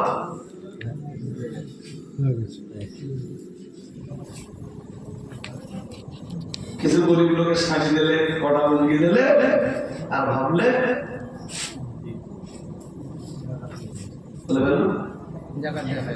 ভাই বললে তো অনেক করতে হবে। আরো দুটো কথা শুনে নেন এই প্রাসঙ্গিক। আমি শুরু কোথায় করেছিলাম ভালো মনে আছে? জি, আরো দুটো কথা শুনে নেন। সুলতান সালাহউদ্দিন আইয়ুবী নাম নিশ্চয়ই শুনেছেন। সুলতান সালাহউদ্দিন আইয়ুবী খ্রিস্টানদের সাথে জীবনের যতগুলো লড়াই করেছেন, সবগুলো লড়াইতে আমার আল্লাহ সুলতান সালাহউদ্দিন আইয়ুবীর মাথায় জয়ের টুপি পরিয়ে দিয়েছেন। সুবহানাল্লাহ। আরেকটু মন খুলে ওই যে ক্রুসেডের যুদ্ধ আছে না, ওই ক্রুসেড গুলো পড়ে দেখবেন। অধিকাংশ মুসলমান তো পড়াশোনার ভিতরে নেই, গুগলে সার্চ করলেও আপনি পাবেন। তো সুলতান সালাহউদ্দিন আইয়ুবী যখন খ্রিস্টানদের বিরুদ্ধে তৃতীয়বার যখন জয় পেলেন, প্রথমবার, দ্বিতীয়বার, তৃতীয়বার, সুলতান সালাহউদ্দিন আইয়ুবীর সৈন্য কম, অস্ত্র শস্ত্র কম, সামরিক শক্তি কম, এরপরেও সুলতান যতবার লড়াই হয় ততবার খ্রিস্টানদের বিরুদ্ধে জয়লাভ করেন সুলতান সালাহউদ্দিন আইয়ুবী। তো তৃতীয়বার জয়লাভ করার পরে খ্রিস্টানরা গবেষণা শুরু করলো যে ওদের সৈন্য কম, অস্ত্র কম, সামরিক শক্তিতে পিছিয়ে, এরপরও জয় বারবার কেমনে আসে? ওরা অনেক গবেষণা করলো। অনেক গবেষণার পরে যে রিপোর্ট ওরা পেশ করলো, সে রিপোর্টে ওরা কি বলেছিল জানেন? দুটো মারাত্মক রিপোর্ট ওরা দিয়েছিল।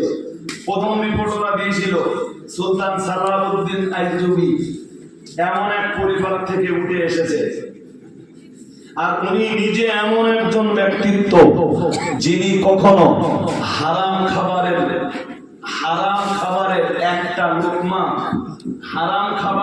একটা লোকমাও নিজের গালে কখনো তুলে দেননি। আরেকটু মন খুলে বলে কি খাবার? এক লোকমাও কোনদিন হারাম খাবার কে? সুলতান সালাহউদ্দিন আইয়ুবী। 2 নম্বরে ওদের গবেষণায় আরেকটা কথা উঠে এসেছিল। সুলতান সালাহউদ্দিন আইয়ুবী এমন এক মায়ের গর্ভজাত সন্তান, কোন বেগানা পুরুষ সুলতান সালাহউদ্দিন আইয়ুবীর মায়ের চেহারা দেখে।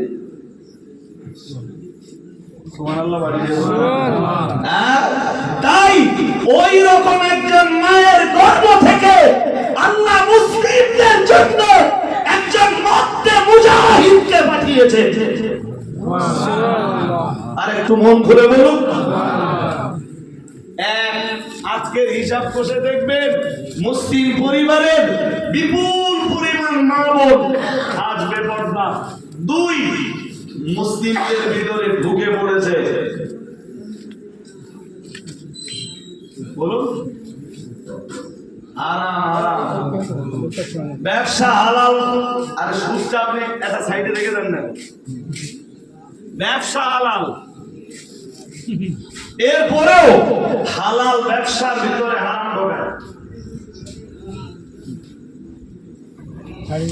কেন ঢোকায় তার জবাব নেন।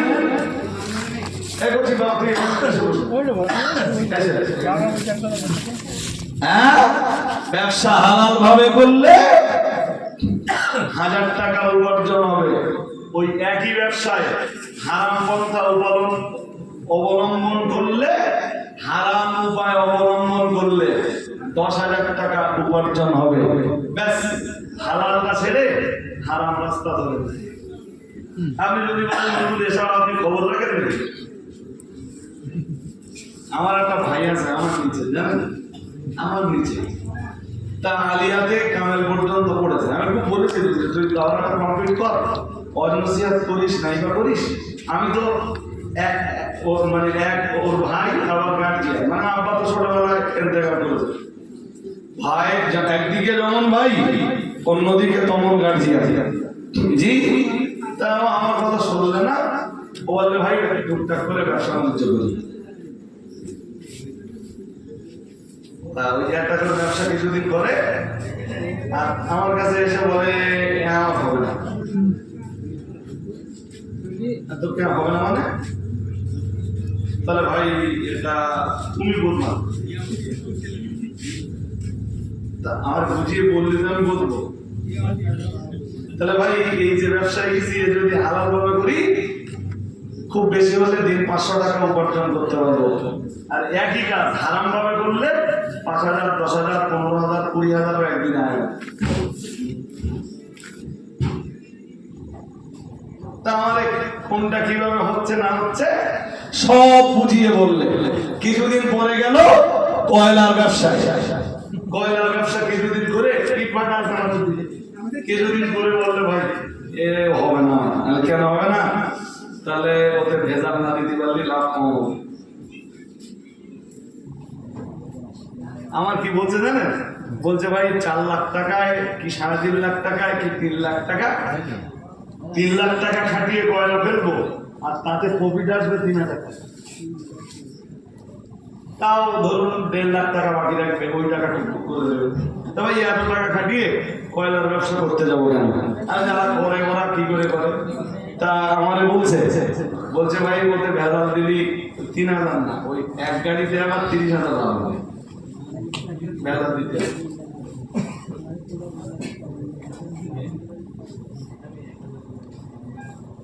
শুনছেন?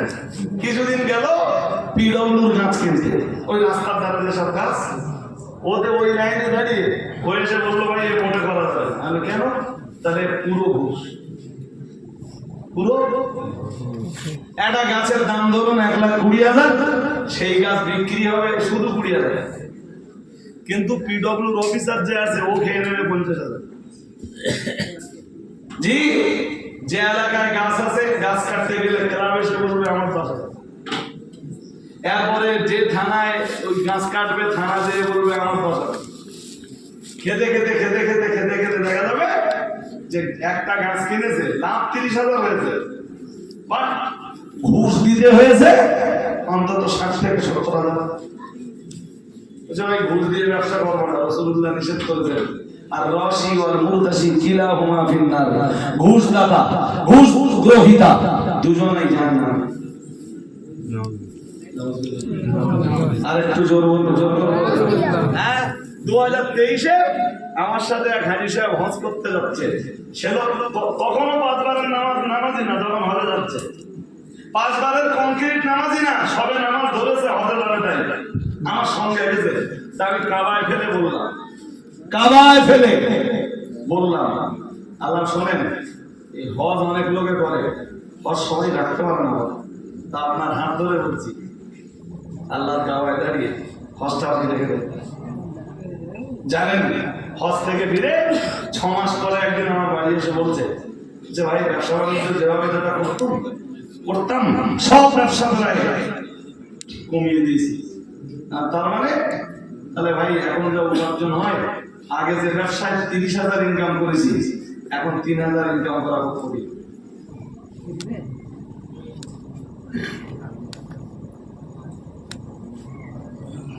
আমার শুনছেন নাকি? হ্যাঁ, ভালো লাগবে খারাপ লাগবে আপনাদের ব্যাপার, বাট আমার দায়িত্ব কি মেসেজ পৌঁছে দেওয়া।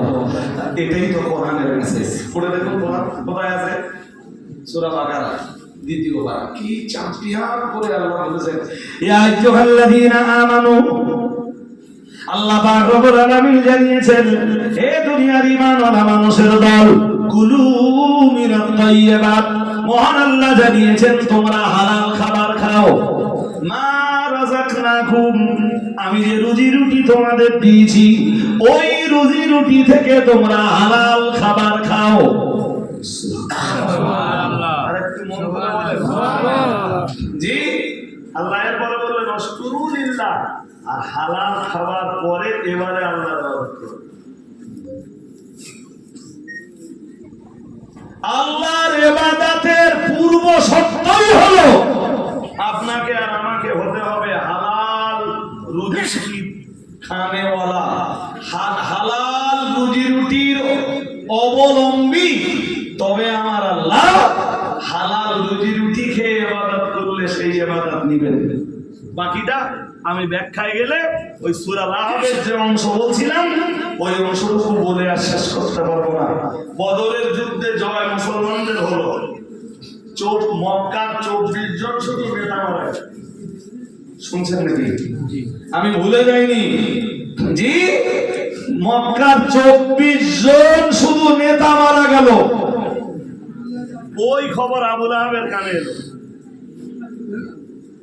যাদের বিরুদ্ধে কোরআন নাযিল হয়নি তাদের 24 জন মরেছে, টোটালে মরেছে 70 জন, তার ভিতরে 24 জন নেতা।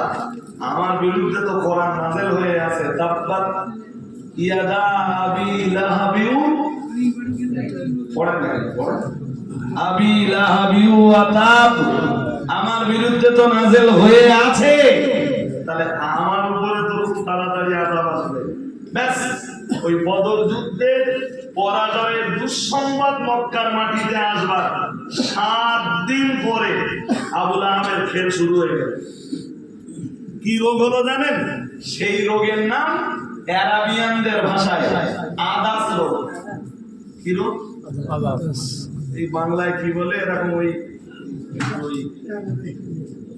কি বলবো পুরোপুরি বসন্ত, খানিকটা বসন্তও বলতে পারে, খানিকটা বসনা, এরকম মানে চুল জালে পানি বেরোয়, গেলে দিলে পানি বেরোয়। কি রোগ?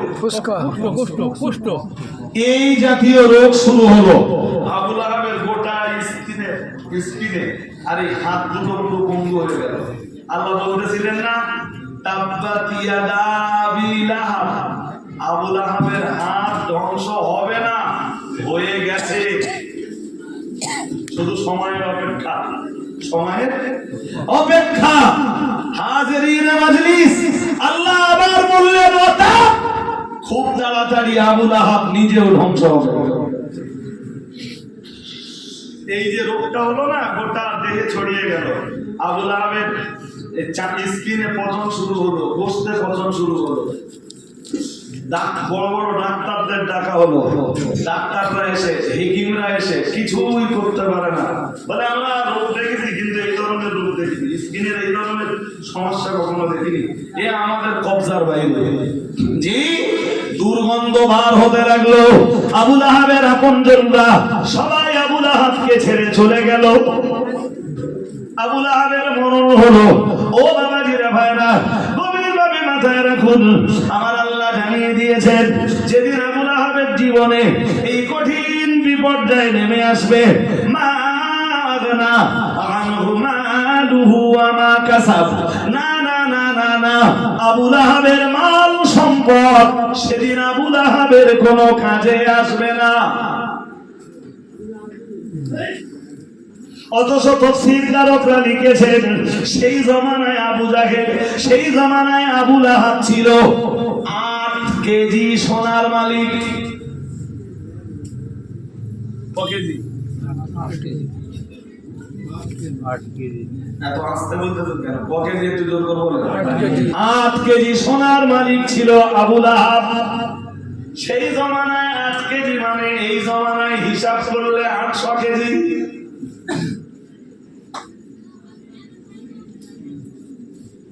আবু লাহাবের মাল আবু লাহাবকে বাঁচাতে পারিনি, সম্পদ আবু লাহাবকে বাঁচাতে পারিনি, কারণ সম্পদ তাকে বাঁচাতেও পারে না।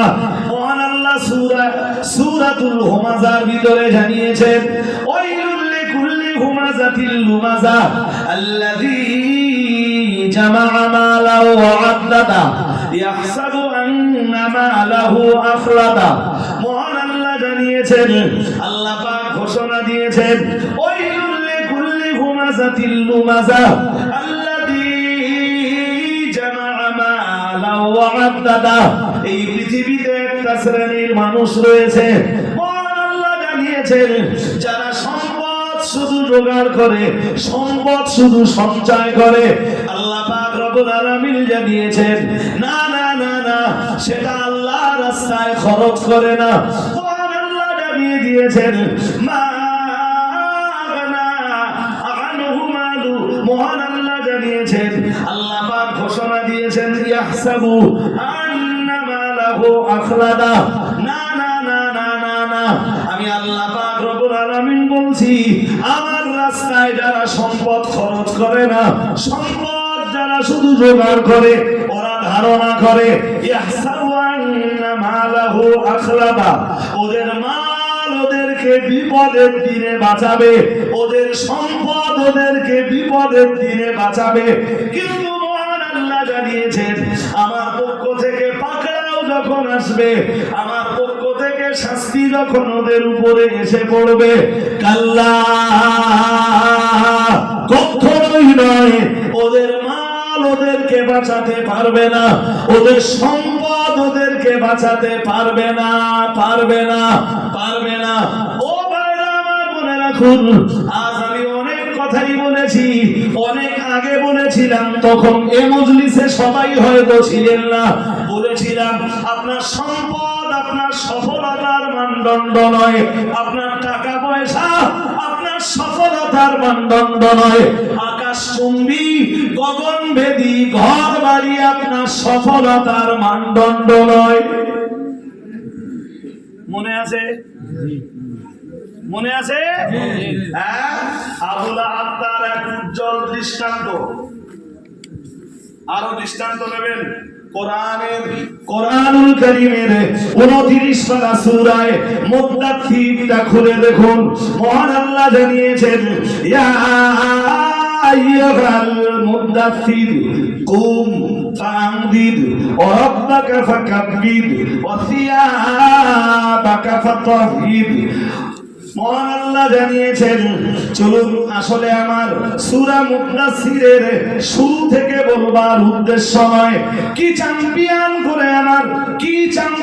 করে আমার আল্লাহ জানিয়ে দিয়েছেন কোরআনুল কারীমের ভিতরে 29 পারা সূরা মুদ্দাসসিরের ভিতরে আল্লাহ পাক রব্বুল আলামিন জানিয়েছেন, যারনি ওয়া মান খালাকতু ওয়াহিদা ওয়া জাআলতু লাহু মামদুদা ওয়া বানিনা শুহুদা ওয়া মাহাদতু লাহু তামহিদা সুম্মা ইয়াতমাউ আন আযীদা কাল্লা ইন্নাহু কানা লিআয়াতিনা আনীদা সাউরহিকুহু সাউদা। বলুন আল্লাহু আকবার। মক্কার আরেক নেতার নাম ওলীদ বিন মুগীরা। নাম শুনেছেন? হ্যাঁ না, একটু জোর করে এত ছোট কেন আপনারা?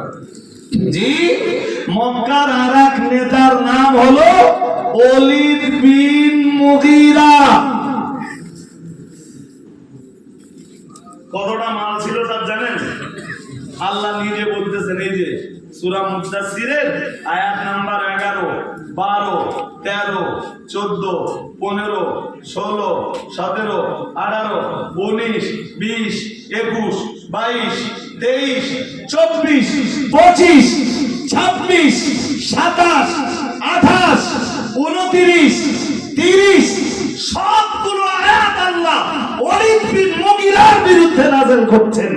অথচ ওই সেই ওয়ালিদ বিন মুগীরা মক্কা থেকে নিয়ে তয়েফ অবধি রাস্তার দুধারে যা দেখা যেত সব কিছুর মালিকানা ছিল ওয়ালিদ বিন মুগীরার। শুনছেন নাকি? এত সম্পদ, এত টাকা পয়সা থাকার পরেও আল্লাহ বললেন কাল্লা, কখনোই নয়, ওয়ালিদ বিন মুগীরা বাঁচবে না, ও মুক্তি পাবে না, ও নাজাত পাবে না। আল্লাহ বললেন সুম্মা ইয়াতমাউ আন আযীদা কাল্লা ইন্নাহু কানা লিআয়াতিনা আনীদা সাউরহিকুহু সাউদা।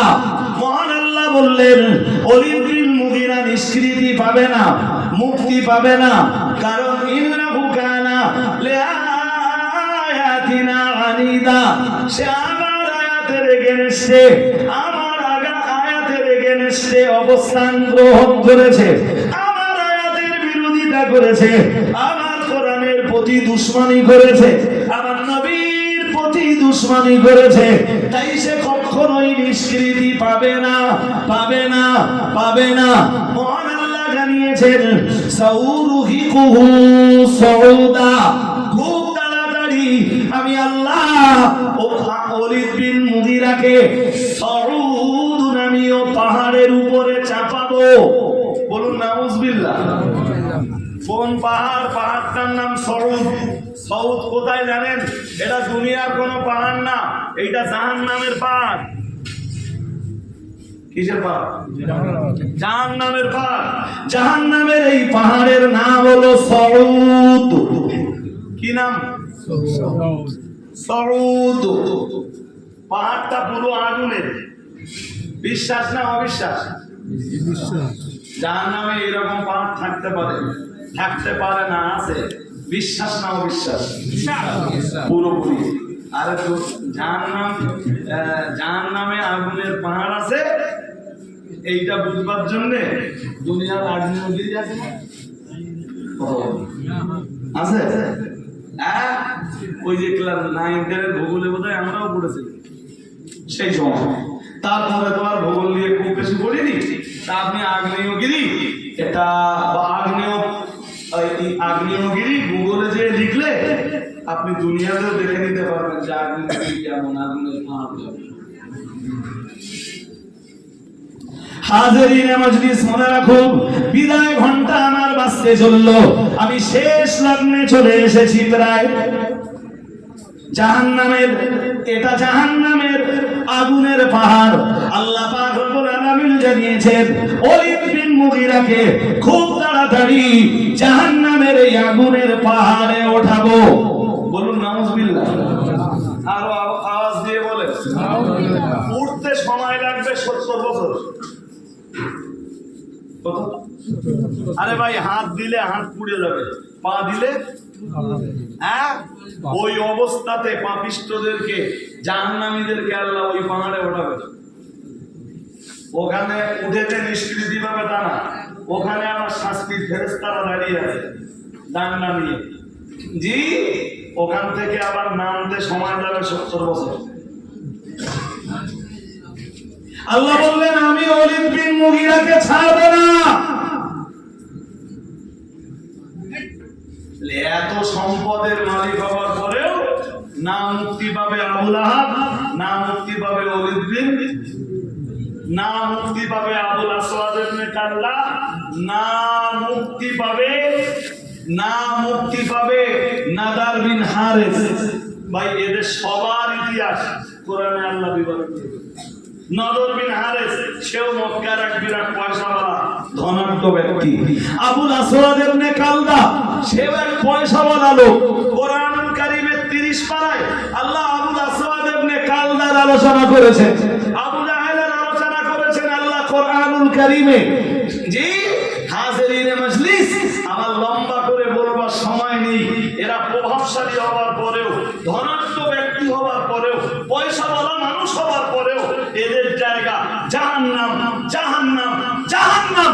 সুতরাং মানুষের মুক্তির মানদণ্ড তার উপার্জিত ধনরাশি নয়, মানুষের মুক্তির মানদণ্ড তার ব্যবসা, বিজনেস, বাণিজ্য আর কারবার নয়, মানুষের মুক্তির মানদণ্ড তার হায়ার এডুকেশন নয়, মানুষের মুক্তির মানদণ্ড হলো ঈমান, ইসলাম আর তাকওয়া, যেটা প্যারা নবী মুহাম্মদুর রাসূলুল্লাহ সাল্লাল্লাহু আলাইহি ওয়াসাল্লাম আজ থেকে ১৫০০ বছর আগে দিয়েছিলেন সাহাবায়ে কেরামদেরকে।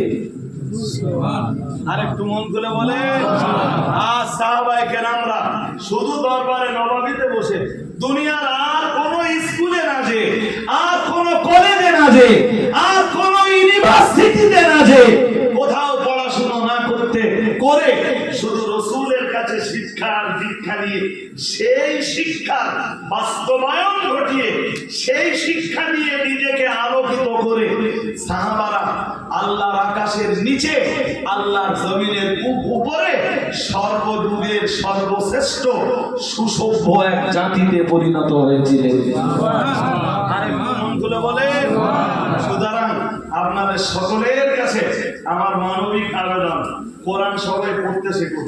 এনি কন্ডিশন কিভাবে শিখবেন আপনার ব্যাপার, আর শিক্ষাটা কোরআনের কাছে নেন, শিক্ষাটা নবীর কাছে নেন। এইরকম মজলিসের মজলিসে যখনই বসবেন, একটু কোরআন শুনবেন, একটু হাদিস শুনবেন, সেই কোরআন হাদিস দিয়ে, কোরআন সুন্নাহ দিয়ে নিজের জীবনকে আলোকিত করুন। আমি বলছি পরকালে জান্নাতে যাওয়ার মতো রসদ ইনশাআল্লাহ তৈরি হয়ে যাবে। সবাই বলুন ইনশাআল্লাহ। আমি বিদায় লগ্নে উঠে দাঁড়ান, একটু সোনার মদিনায় নবীর প্রতি সালাম নজরানা পেশ করিয়া নবী সালাম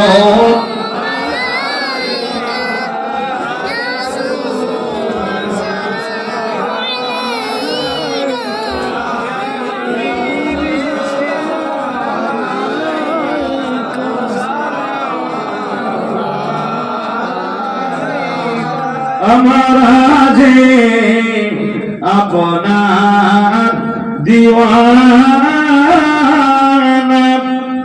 अपनी जे मोदेर ठिकाना कबे जाबो आबाद मदीना पाठाना सलामे नजराना या नबी सलाम अलैका या रसूल सलाम अलैका या हबीब सलाम अलैका सलाम अलैका अशोरी কঠিন দিবসে কি আছে মোদের নসিবে, ওই দিনের কঠিন সময়ে ভুলো না পাপী উম্মাতে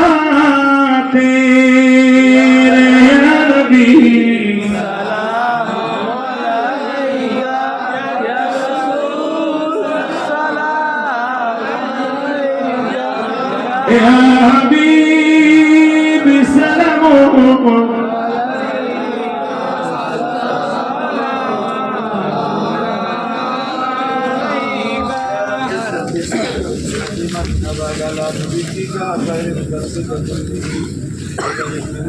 سلام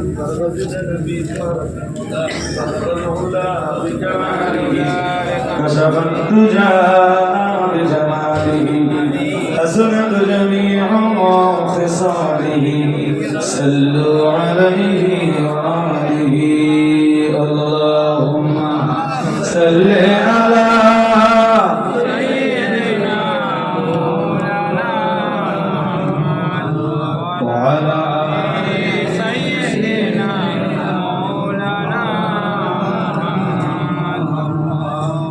হাজিরিন মজলিস সূরা ফাতিহা পড়ুন একবার, সূরা ইখলাস তিনবার, কয়েকবার দুরূদ শরীফ। আউযু বিল্লাহি মিনাশ শাইতানির রাজীম।